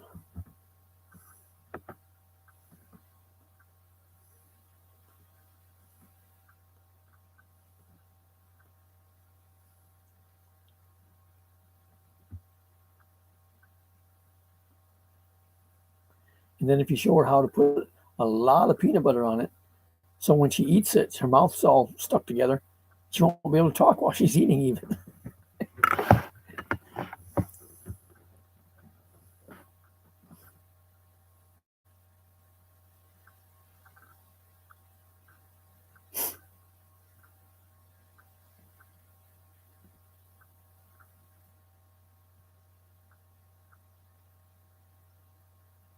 Yeah, but IJ, you notice Monroe has kept her out of the chat. Doesn't even mention her name. That way there's nobody can say anything, between anything with them either. They're keeping their relationship private.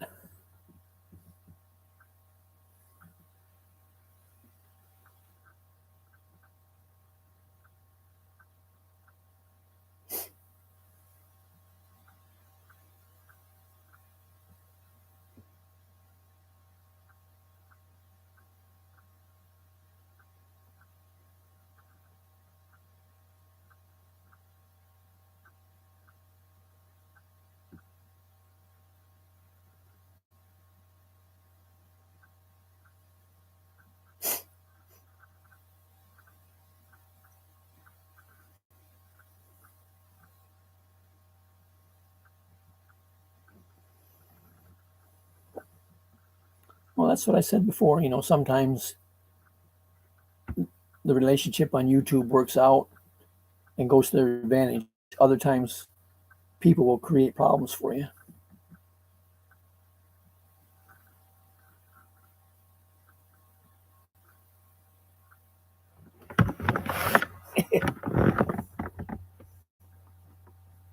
That and eating rice 3 times a day.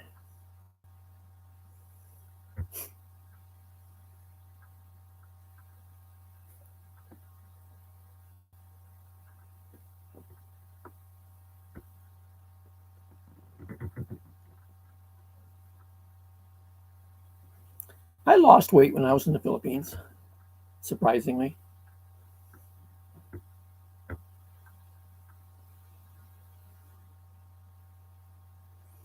I've noticed that, and I understand. I can relate to that idea.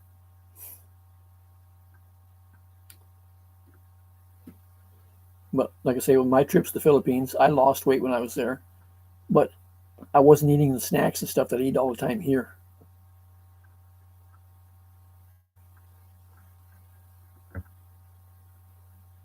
I mean, when you're in the Philippines, you don't have the cookies and crackers and candy and chips and all that stuff sitting around all the time like I have here. And one of my other bad habits, I'll go out here at night to fix supper, and while I'm fixing supper, I'll get a box of crackers or a thing of chips out and stand there and eat them while I'm cooking supper.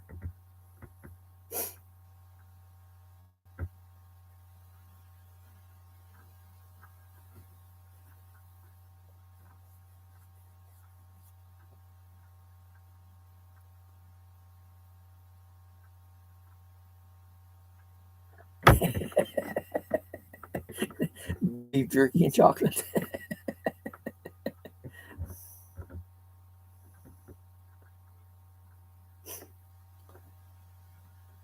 Raina, fix peanut butter and jelly sandwiches. Saves on cooking.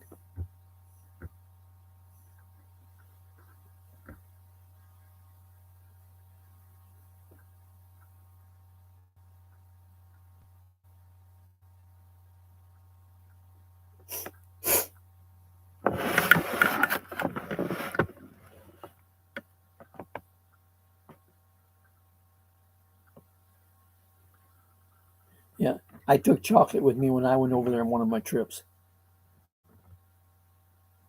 And with the warm weather, yeah, put it in the refrigerator so it doesn't all get melt and get gooey. She put it in the freezer. I said, Christ, you get a piece of that out, we'll be a week before it's thawed enough to eat.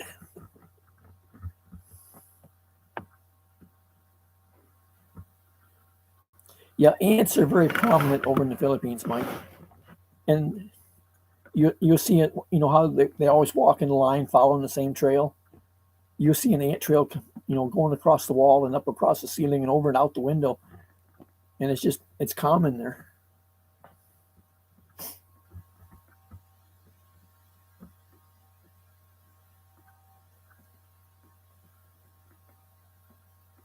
Well, if you eat a lot of rice, will do that too, Monroe.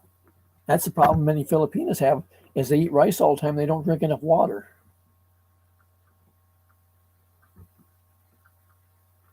Hey, Maria, how are you today?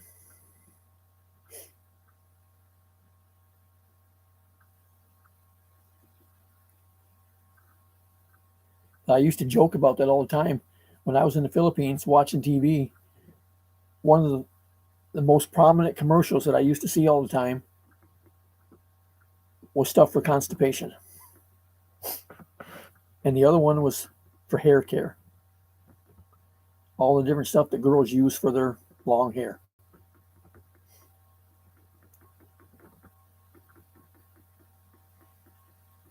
But with all the rice that they eat, and then they don't drink enough water.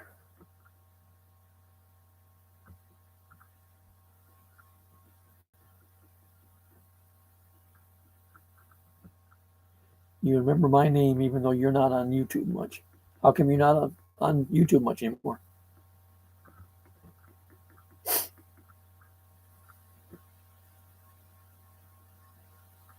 Well, that's true with anything. Exercise is, a key factor with anything, even your cholesterol. Exercise helps to reduce your bad cholesterol.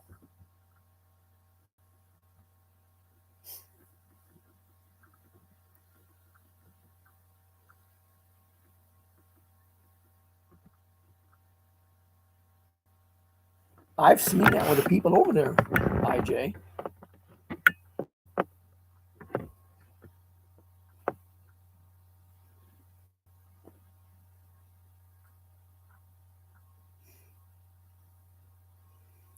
And they'll have a meal or something, and instead of getting water or drinking water in between times,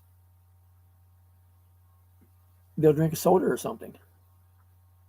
Well, that's about as bad because of the sugar in it. Your body still needs the water. Sugar dehydrates you. Same as caffeine dehydrates you. Alcohol dehydrates you.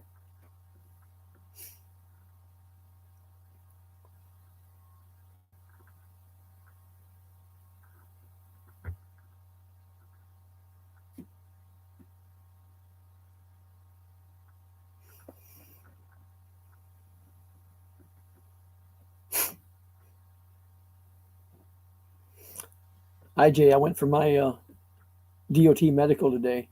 You remember I told you there 6 months ago the problems I was having with that new med he put on for high cholesterol, the headaches and stuff it was giving me and whatever.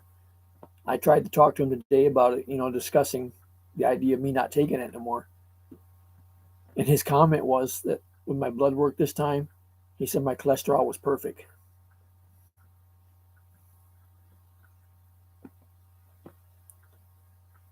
But I'm not having the headaches from it now like I used to, so hopefully things, balanced out some on that system.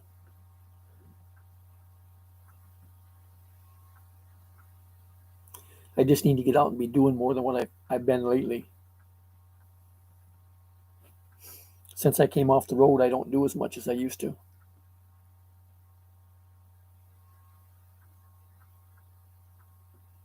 And then after I broke my heel, I don't walk like I used to. As far as I used to go to the walk to the mailbox and back every day. It was a 1 mile trip, round trip. Now I go maybe once a week. And a lot of them I drive it.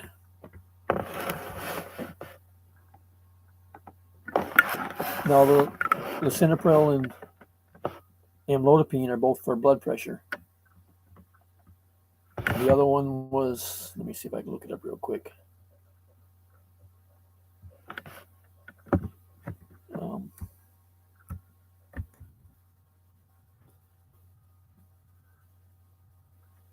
Rosuvastatin.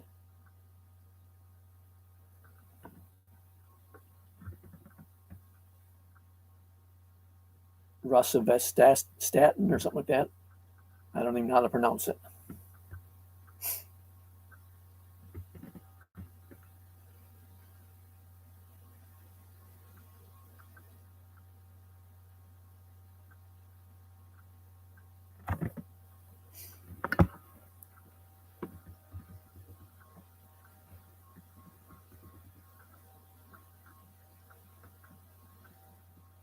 Well, that's not causing the problem, other than just somebody makes comments about it in my videos that they're noisy. I do need to order a new pair of boots, but I just keep putting it off because of the cost. They're at about $150 a pair right now. But, you get what you pay for.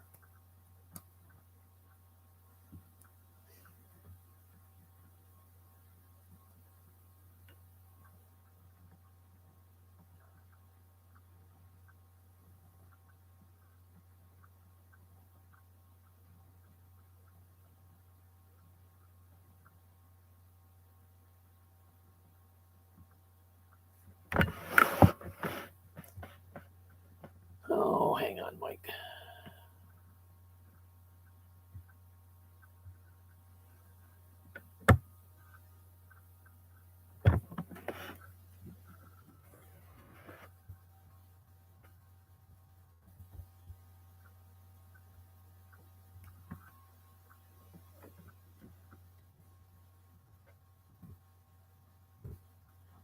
Listen a little bit, Mike. What money? All my money's going to cat food now.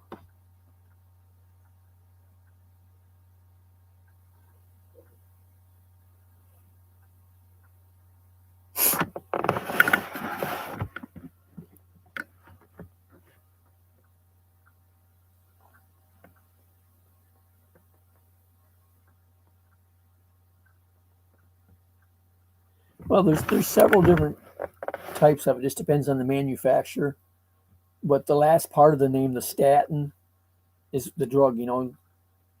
They call them the statin drugs, whatever, and they're for high cholesterol. But it just depends on the manufacturer, what name they give it. They're basically all the same.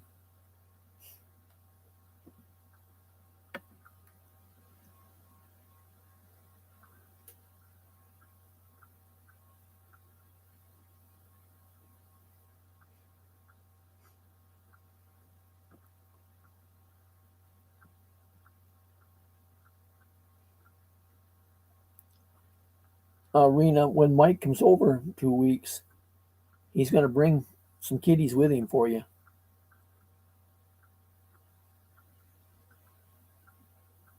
He said you were wanting some kitties for your new house so that you don't have to worry about mice.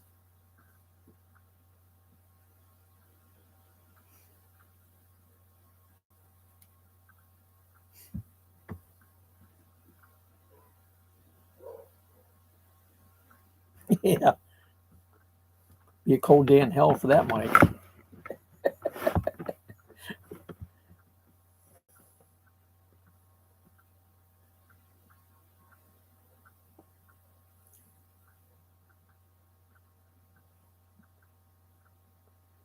You see the other day there that Biden invited Obama back to the White House?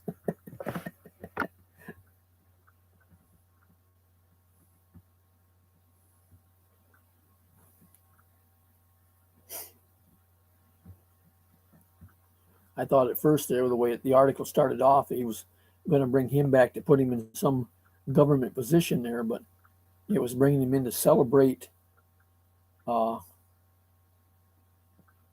the Obamacare program. It was an anniversary or something for that.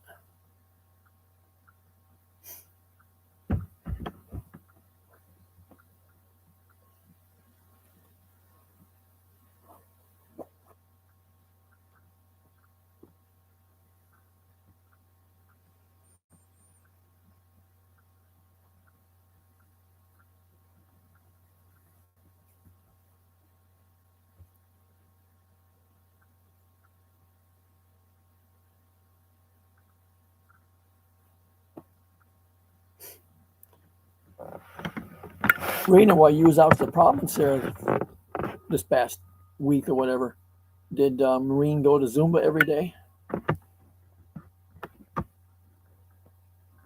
I never saw any live streams or anything on it like you usually do, so I didn't know whether she went or not.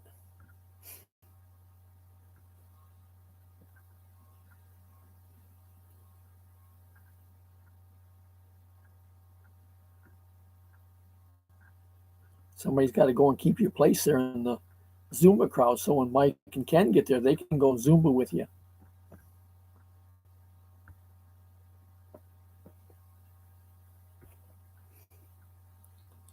Then you'd have a big viewing number every day.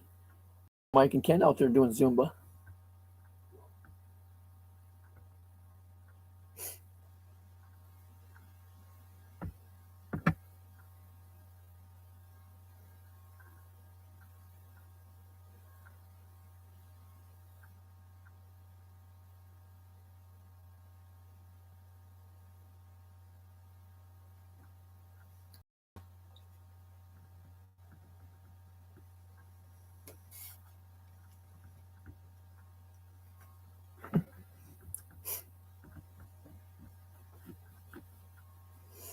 Yeah, Mike, if you go and do that every morning, that'll make you hungry enough that that other stuff then won't look so bad to eat. You just go ahead and eat it anyways.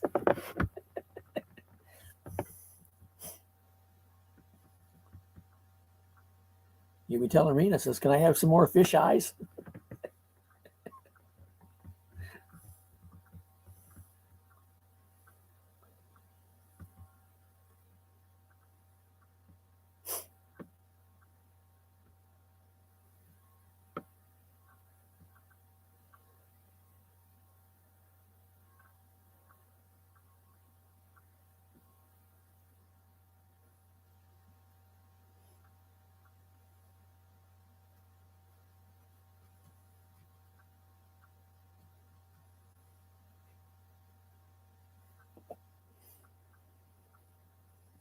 Then when Mike gets back to the U.S. and he's driving truck, he'll be fixing dried fish in his truck at night for supper.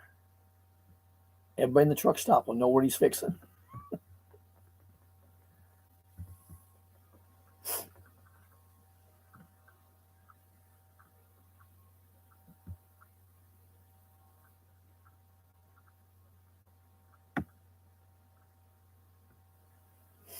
Or if you don't want to do it in the truck, get you one of them little George Foreman grills and take it back and sit on the catwalk and cook back there.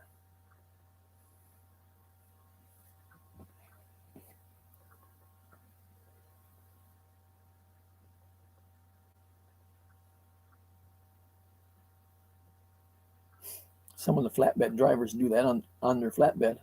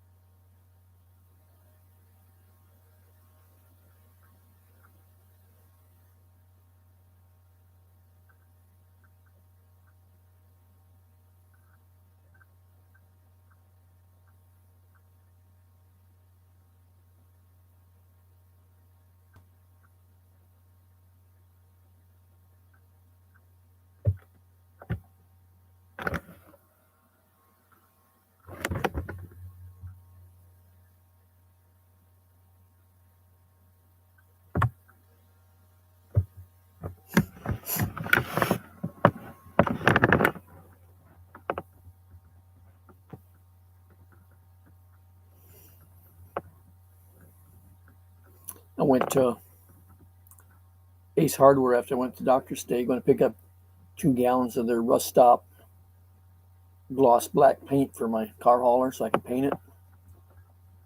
They were out, so they haven't been able to get it from the warehouse in a long time. So they called another Ace.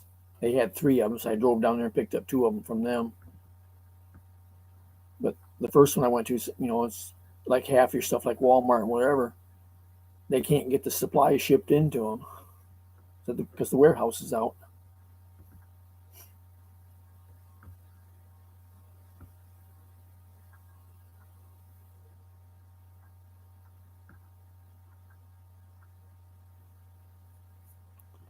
But 2 gallons of paint was $78.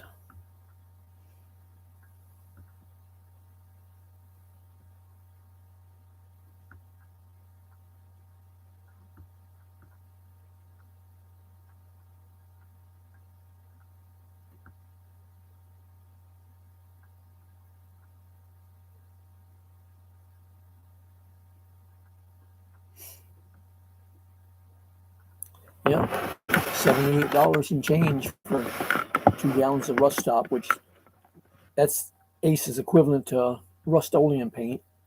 But I like the Ace brand Rust Stop better than Rust-Oleum.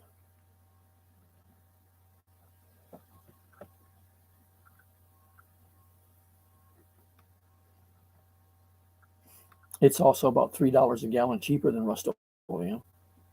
But I just like the paint better. That's what I've always used.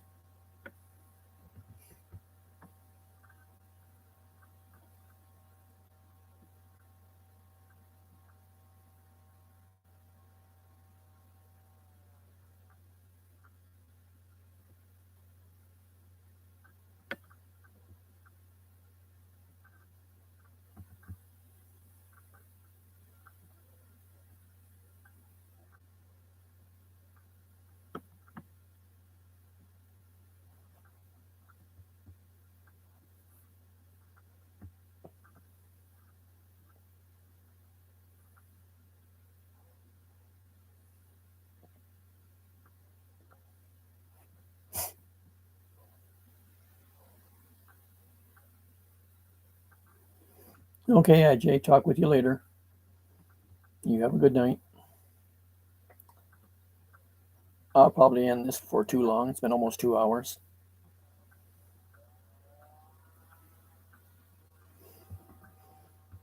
I've had a fairly good turnout tonight, and I'm happy with that.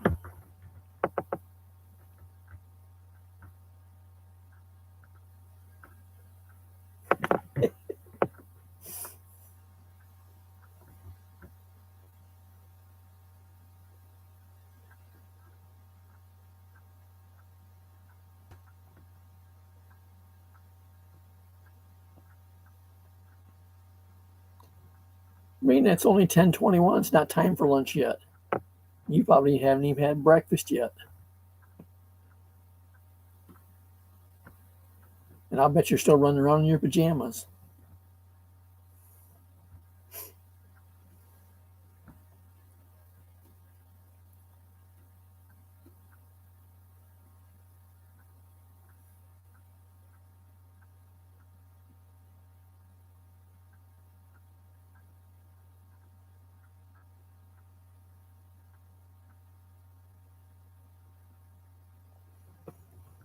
She was up at 5 and she's still not dressed.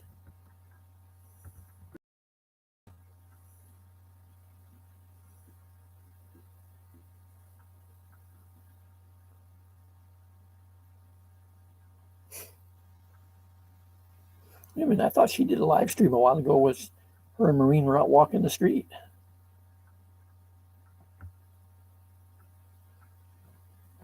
Well, I didn't see Rena, and the only one I saw was Maureen, so Rena might have still been in her pajamas walking the street.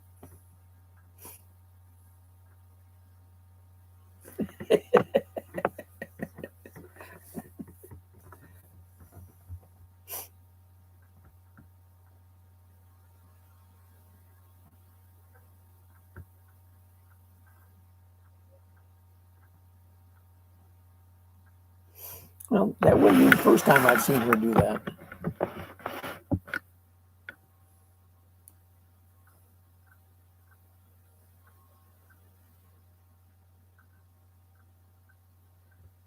I guess all the neighbors just kind of got used to it. When they see her, they say, "Oh, it's her."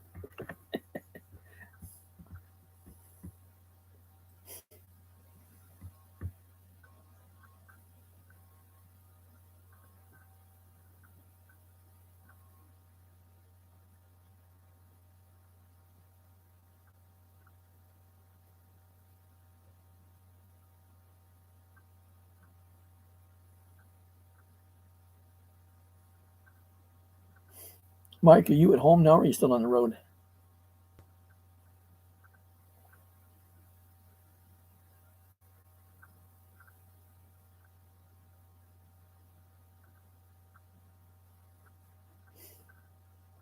Because on Grit tonight is it's on right now is Clint Eastwood. They're in Outlaw Josie Wales, is it?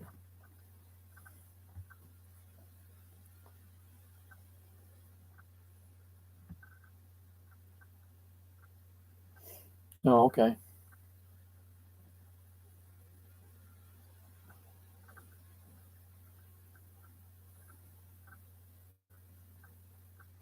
they've been showing a lot of the old Wyatt Earp movies. They've done it. One with what the hell's his name? The guy that's married to Goldie Hawn. He was Wyatt Earp. And then the other one was on yesterday was the guy that was from Rockford Files.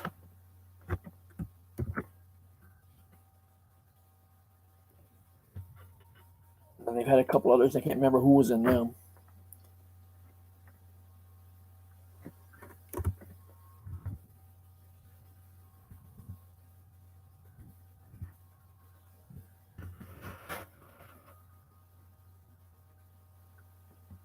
But they've been pushing the Wyatt Earp and Tombstone, and the OK Corral and all that stuff there a bunch lately.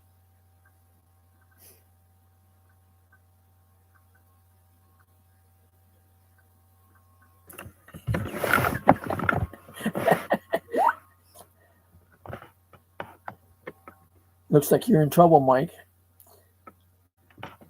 You're on the road. She wants to know if you're alone.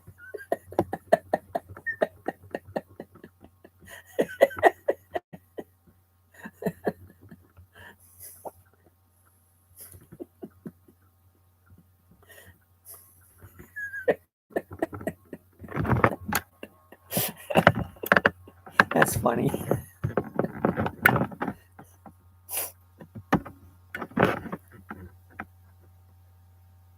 No, Rena, he's not alone. There's 100 other trucks there.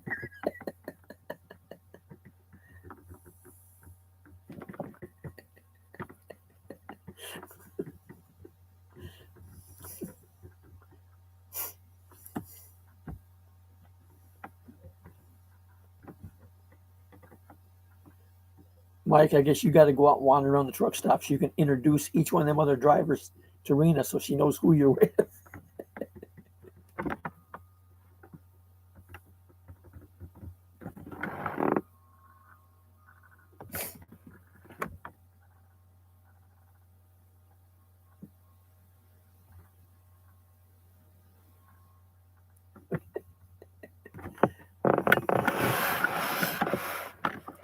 Hey, Samira.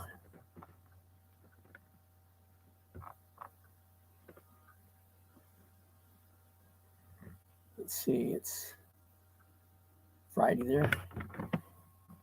You at work?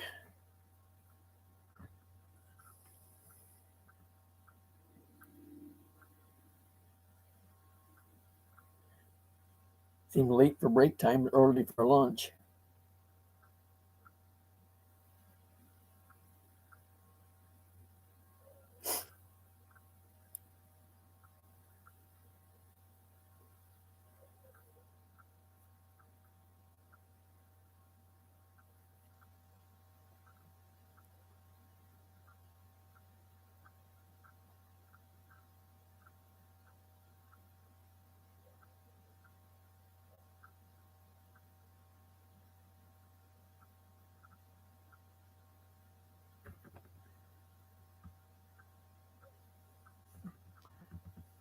Mike, you notice Rena didn't ask Samira if she was alone.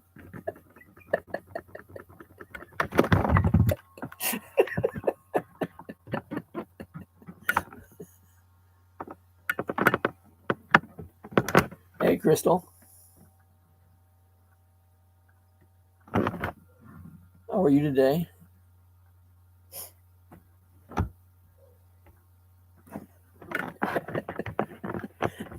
Yeah, but she didn't offer to feed anybody else either.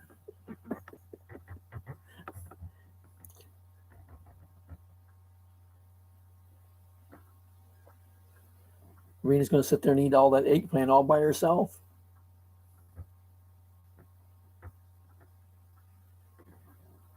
Maureen probably won't even get any of it. I'm doing all right, Crystal. My day's about over with. It's going on 10:30 in the evening here.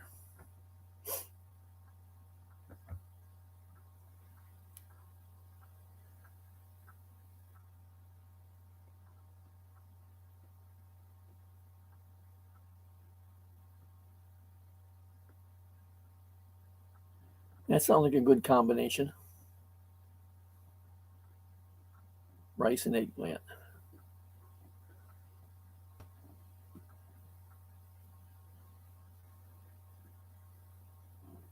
Peanut butter and jelly sandwich.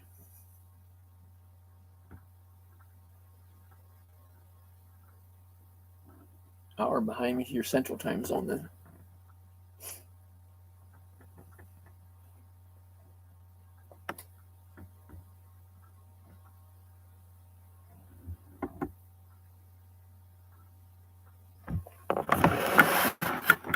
Yeah, today's the day I didn't get a whole lot done. I had a doctor's appointment this morning to go get my DOT physical done, and then it rained on and off, so I didn't get much of anything done here.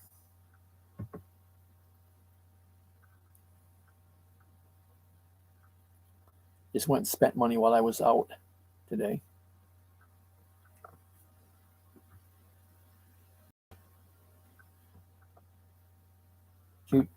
Mike, I went and bought one wiper blade for my Buick today.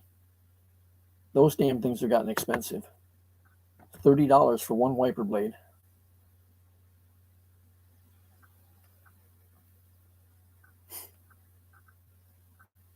Yeah, but the other thing, Mike, is exercise is good for cholesterol. So if she eats her peanut butter and jelly and then goes and does Zumba, she's all set.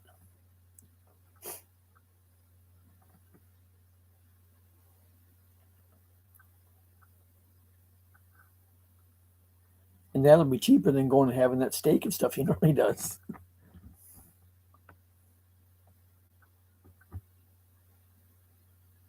No, I went to O'Reilly's and bought it.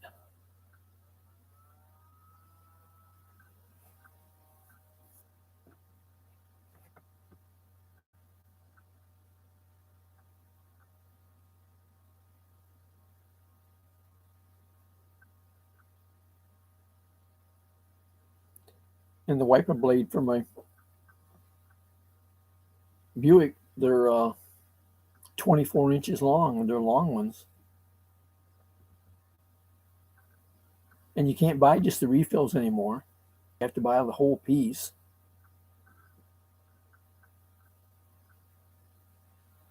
You used to be able to go buy 2 refills in one pack.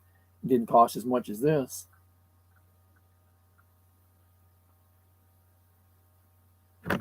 But it was $30 for one wiper blade, and that's the Rain-X brand.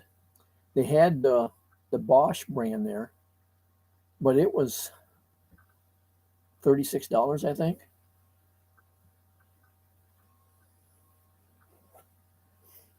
Yeah, they've gotten ridiculous.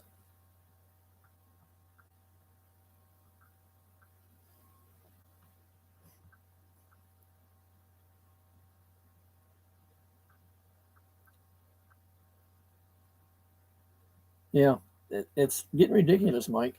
Now, does yours have the old metal screw-on type, or does it have the canister type where you put the filter inside of it?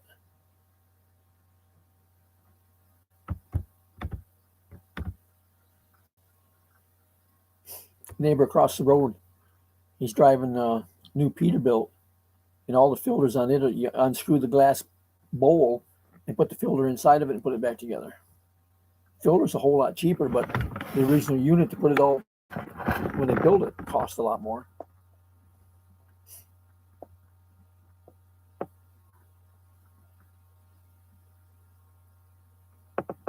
All right, Mike, we'll catch you later. Don't forget to get some rice and eggplant before you go to bed.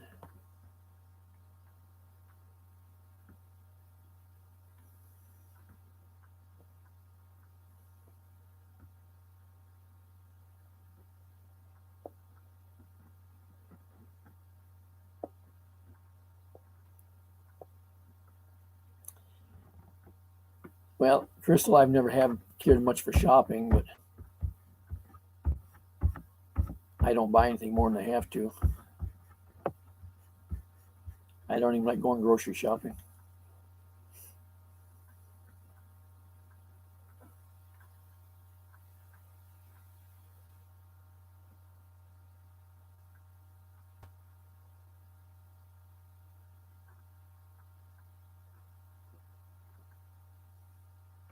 Yeah, but Mike, on his new Peterbilt, it's a 2021 truck.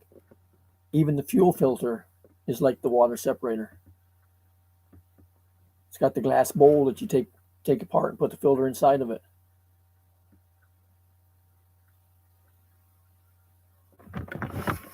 It's like what they used to refer to the old toilet paper roll filter. That's what my truck has on it. Mine sits up on top of the motor. You take the cap off and the filter goes down inside of it that way for the water separator.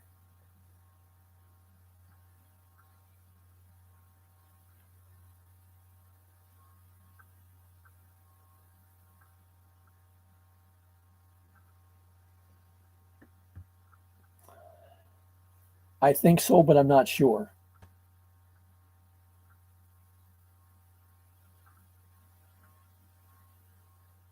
He's changed trucks so many times here lately because he's a company driver, and they've had more problems with different trucks and whatnot because they've had he's had trucks with Mercedes engines with the Detroits in them and the Bacar, and I'm not sure what he's got now.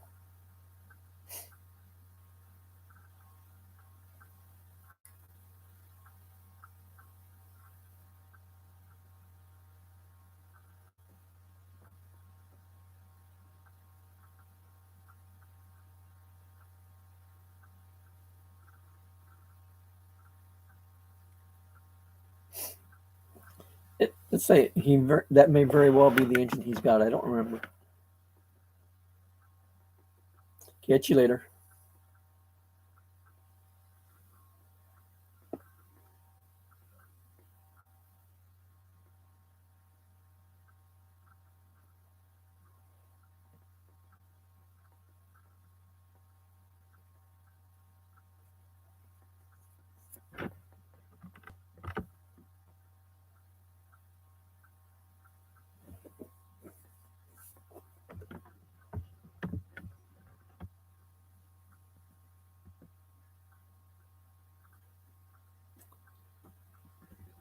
Well, I think I may end this too. It's been over 2 hours tonight. It went good.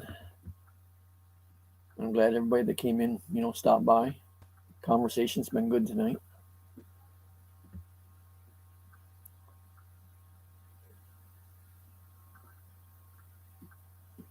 I'll go ahead and wrap this up and talk with y'all next time, or see you on yours.